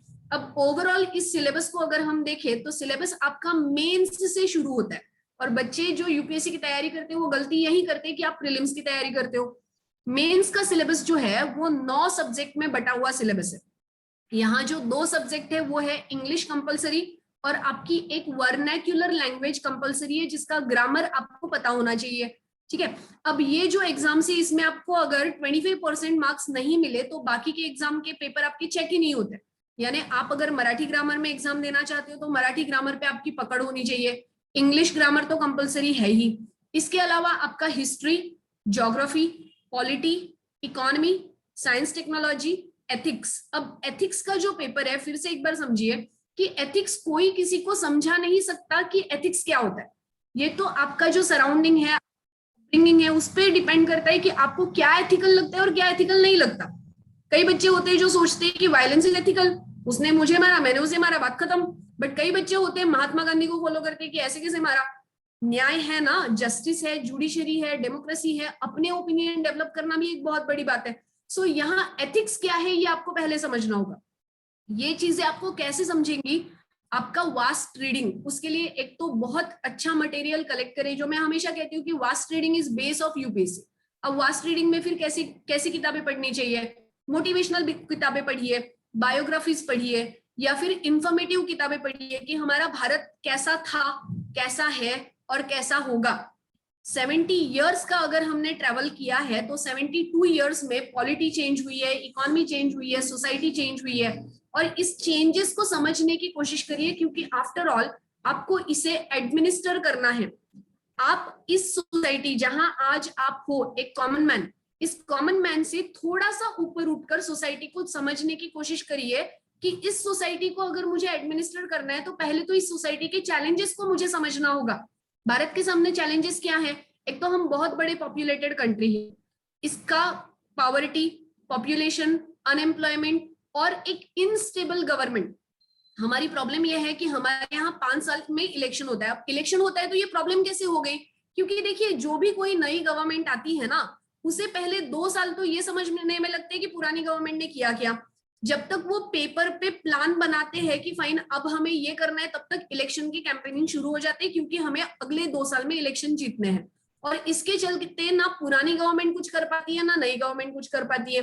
तो अब आप मुझे कहेंगे कि अच्छा, मतलब 5 साल में इलेक्शन नहीं होने चाहिए? तो नहीं, इलेक्शन तो होने ही चाहिए, क्योंकि अगर गवर्नमेंट टोटलिटेरियन हो जाए, यानी अतिवादी हो जाए कि मैं ही मैं हूं, बाकी कोई है ही नहीं, राइट, तो इसे बदलना भी जरूरी है। क्योंकि finally India is for Indians ना, India is not for any monarch और not for any superior ruler और सुप्रीम रूलर, राइट। और इसके चलते फिर आपको ये समझना होगा, देखो, सिलेबस को समझने के लिए पहले भारत की परिस्थितियों को समझो, उसके बाद अगर आप सिलेबस पढ़ोगे तो आपको वो समझ में आएगा कि यूपीएससी ने इसे आपके सिलेबस में इंक्लूड क्यों किया है।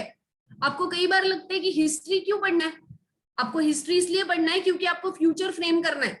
आपको इकोनॉमी क्यों पढ़ना है? आपको इकोनॉमी इसलिए पढ़ना है क्योंकि आपको इकोनॉमी में एडवाइस करना है भारत सरकार को, राइट। आपको पॉलिटी इसलिए पढ़ना है क्योंकि लोकसभा में, राज्यसभा में क्या होता है, कॉन्स्टिट्यूशन कैसे काम करता है, सुप्रीम कोर्ट के जजेस का क्या रोल है। इस बात को अगर आप समझोगे तभी आप अपने सिलेबस को समझ पाओगे।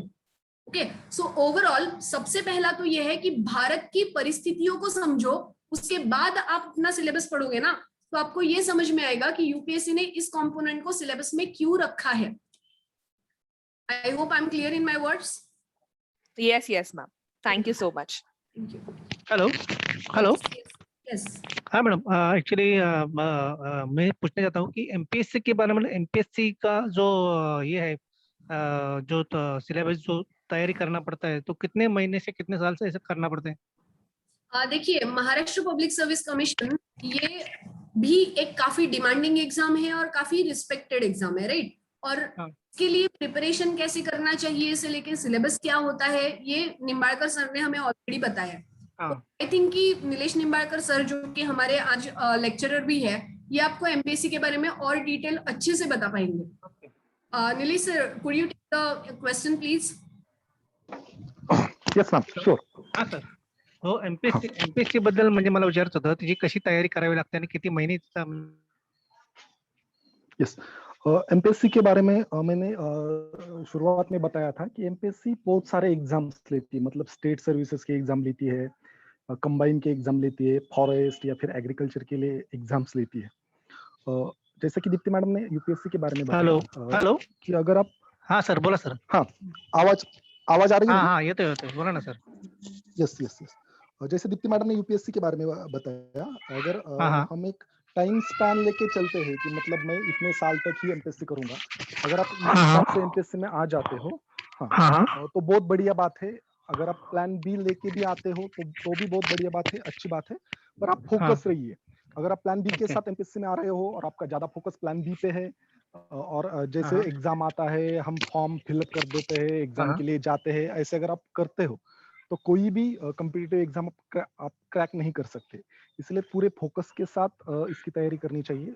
एक बात, आप एग्जाम डिसाइड कर लो कौन सी एग्जाम करनी है आपको, मतलब कंबाइन करनी है, राज्य सेवा करनी है। उसके बाद आप प्रज्ञा मैडम को कांटेक्ट करो, मैं उस हिसाब से आपको बुक लिस्ट दे देता हूँ एग्जाम की, कौन से बुक्स चाहिए, या फिर आपको बाकी की जो भी कुछ इंफॉर्मेशन इसके रिगार्डेड है आप पूछिए, मैं आपको दे देता हूँ। पहले एग्जाम डिसाइड कर लो, प्रज्ञा मैडम को बोलो, मेरा नंबर ले लो उनसे, मैं आपको बुक लिस्ट और बाकी के जो डिटेल्स है, अगर आप कोई एकेडमी ज्वाइन करना चाहता हो, मेरे ख्याल से प्रज्ञा मैडम भी कोई कोचिंग सेंटर के बारे में सोचना चाहिए प्रज्ञा मैडम ने, क्योंकि उस एरिया के जो स्टूडेंट्स है, अगर आप उनको उसी एरिया में कोचिंग सेंटर की सुविधा उपलब्ध करा के दे देती है तो बहुत अच्छी बात होगी। इसके बारे में आप जरूर सोचिए, और हाँ, लड़कों को और लड़कियों को ये बहुत अच्छी बात होगी।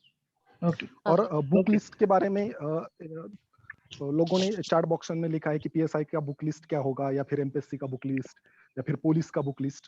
तो मैं प्रज्ञा मैडम को बुक लिस्ट हैंड ओवर कर देता हूँ, वो आपको दे देंगी। मेरे ख्याल से मैडम ने कोई तो ग्रुप बनाया है व्हाट्सएप चैटिंग के लिए, उस पे डाल देंगी। ओके सर, बुक लिस्ट के बारे में। Thank you sir. मैं मेरा नंबर आपको शेयर कर देता हूँ। हाँ कीजिए ना सर प्लीज। उसको रिगार्डेड कोई भी क्यूरी हो तो आप मुझे व्हाट्सएप कर दीजिए,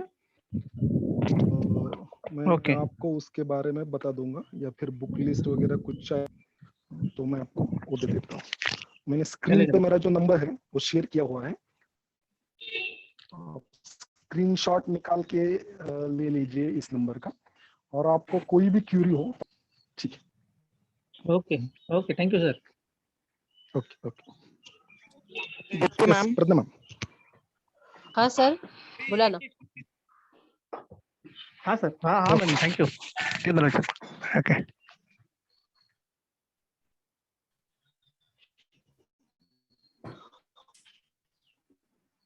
hello Deepti ma'am. Oh, yes sir.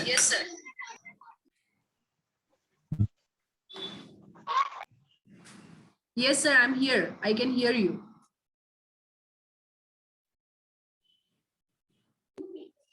Ma'am, is there any possibility that I can give civil services after SYGC?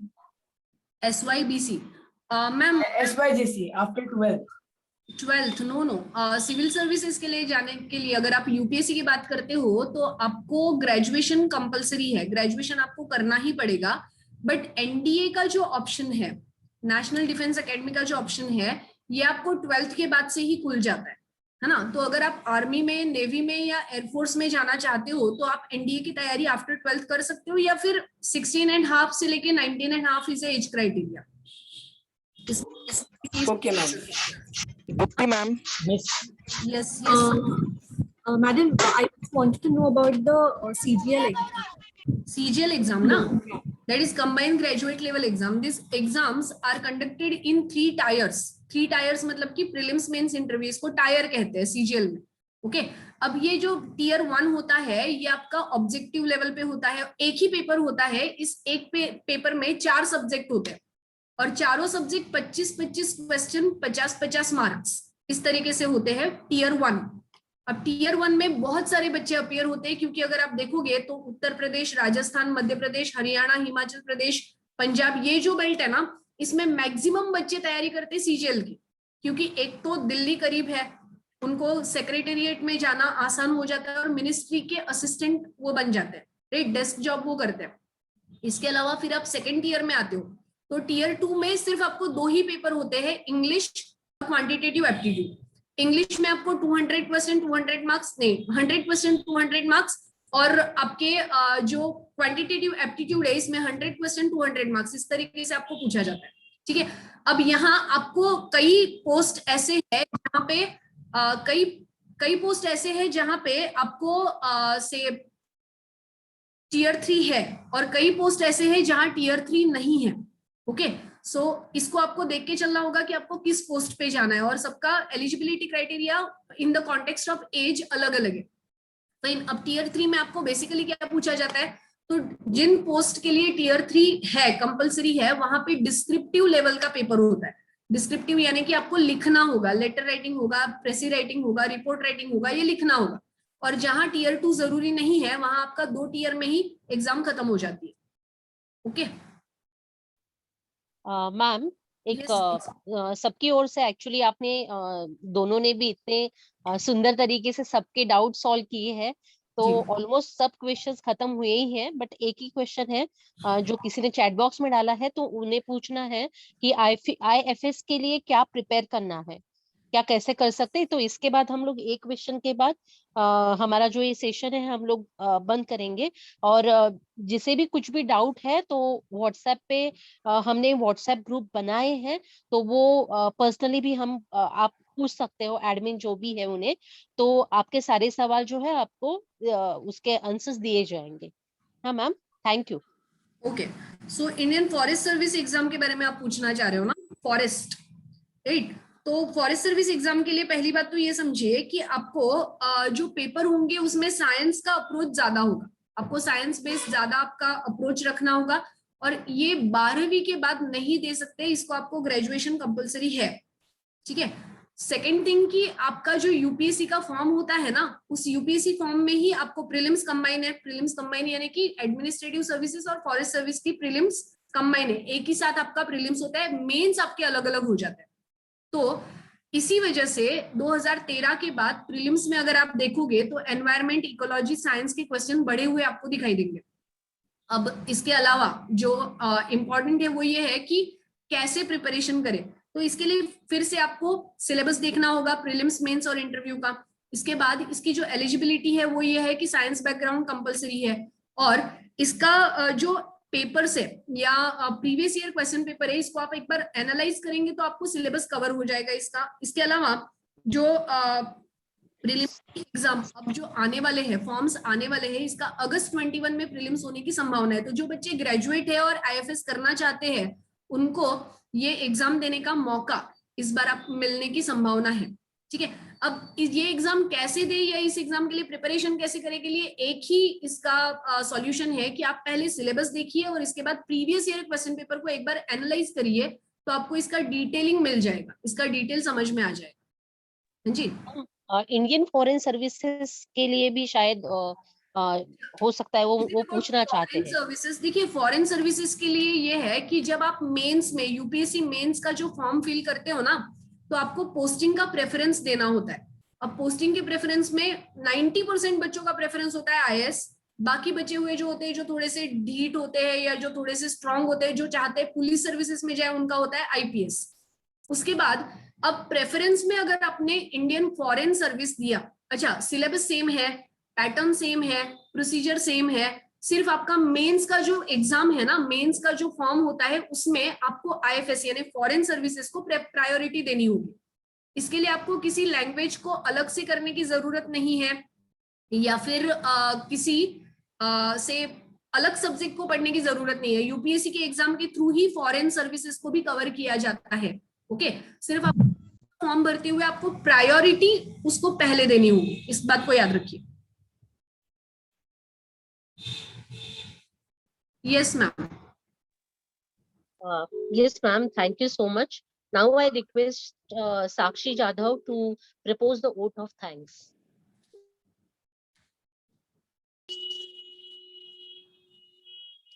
Good afternoon, one and all. First of all, I would like to thank Kritatnyata Foundation for this wonderful initiative. It was indeed a helpful session. Kudos to the founder, president of Kritatnyata Foundation, Dr. Pradnya Lokhande ma'am, for her never-ending support towards this seminar. On behalf of Kritatnyata Foundation, I would like to thank our respected speakers for their inputs and guidance. We were fortunate enough to have you, Dipti ma'am and Nilesh sir. Your presence added value to this platform. I also thank Pranita sir for his anchoring, technical team for the best arrangements they made for this program. Thank you wholeheartedly. You made it easy for us. Finally, to all the participants, from the bottom of my heart, without you all, this initiative was incomplete. With this, I got an opportunity to speak, and it is a matter of honor for me. I look forward to many such opportunities. To conclude, I hope we stay connected in the future for such programs and initiatives. It was amazing to have you all. Thanks a lot. Thank you, ma'am. Thank you so much. Thank you, sir. Nilesh, sir. Thank you to Tantita Foundation for being part of, for let us being part of this, and we will look forward to be in the seminars in future. Yes, ma'am. Thank you. Yeah, ma'am. Yeah, ma'am. Very soon, actually, we are looking forward to start with a new center where we will be um, guiding our students for these different types of examinations. So, looking forward towards it, ma'am. Thank you so much. Thank you, sir. Thank you so much, sir. Nilesh, sir, thank you so much. Can we leave the meeting, ma'am? Yes, ma'am. Yes, ma'am. Yes. Thank you.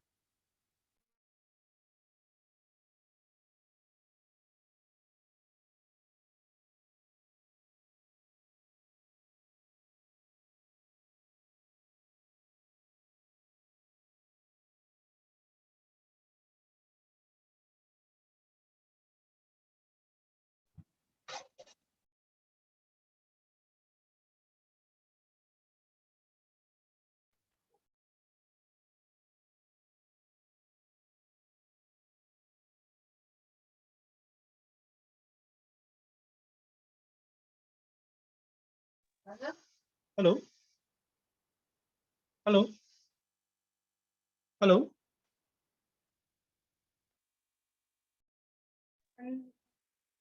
क्या बोले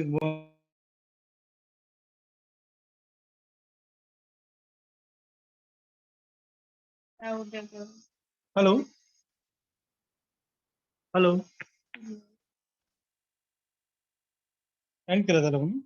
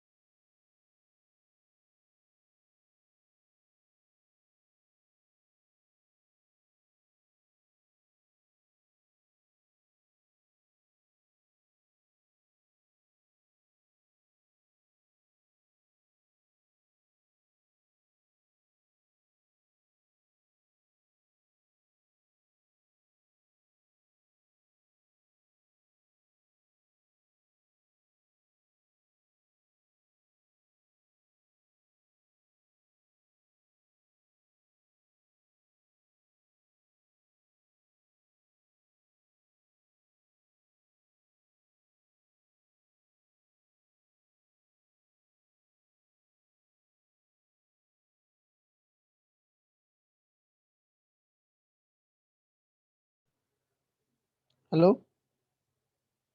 hello hello Hello. Hello, sir. Hello. Hello. Hello, Shelar sir. Oh. Hello. Sir.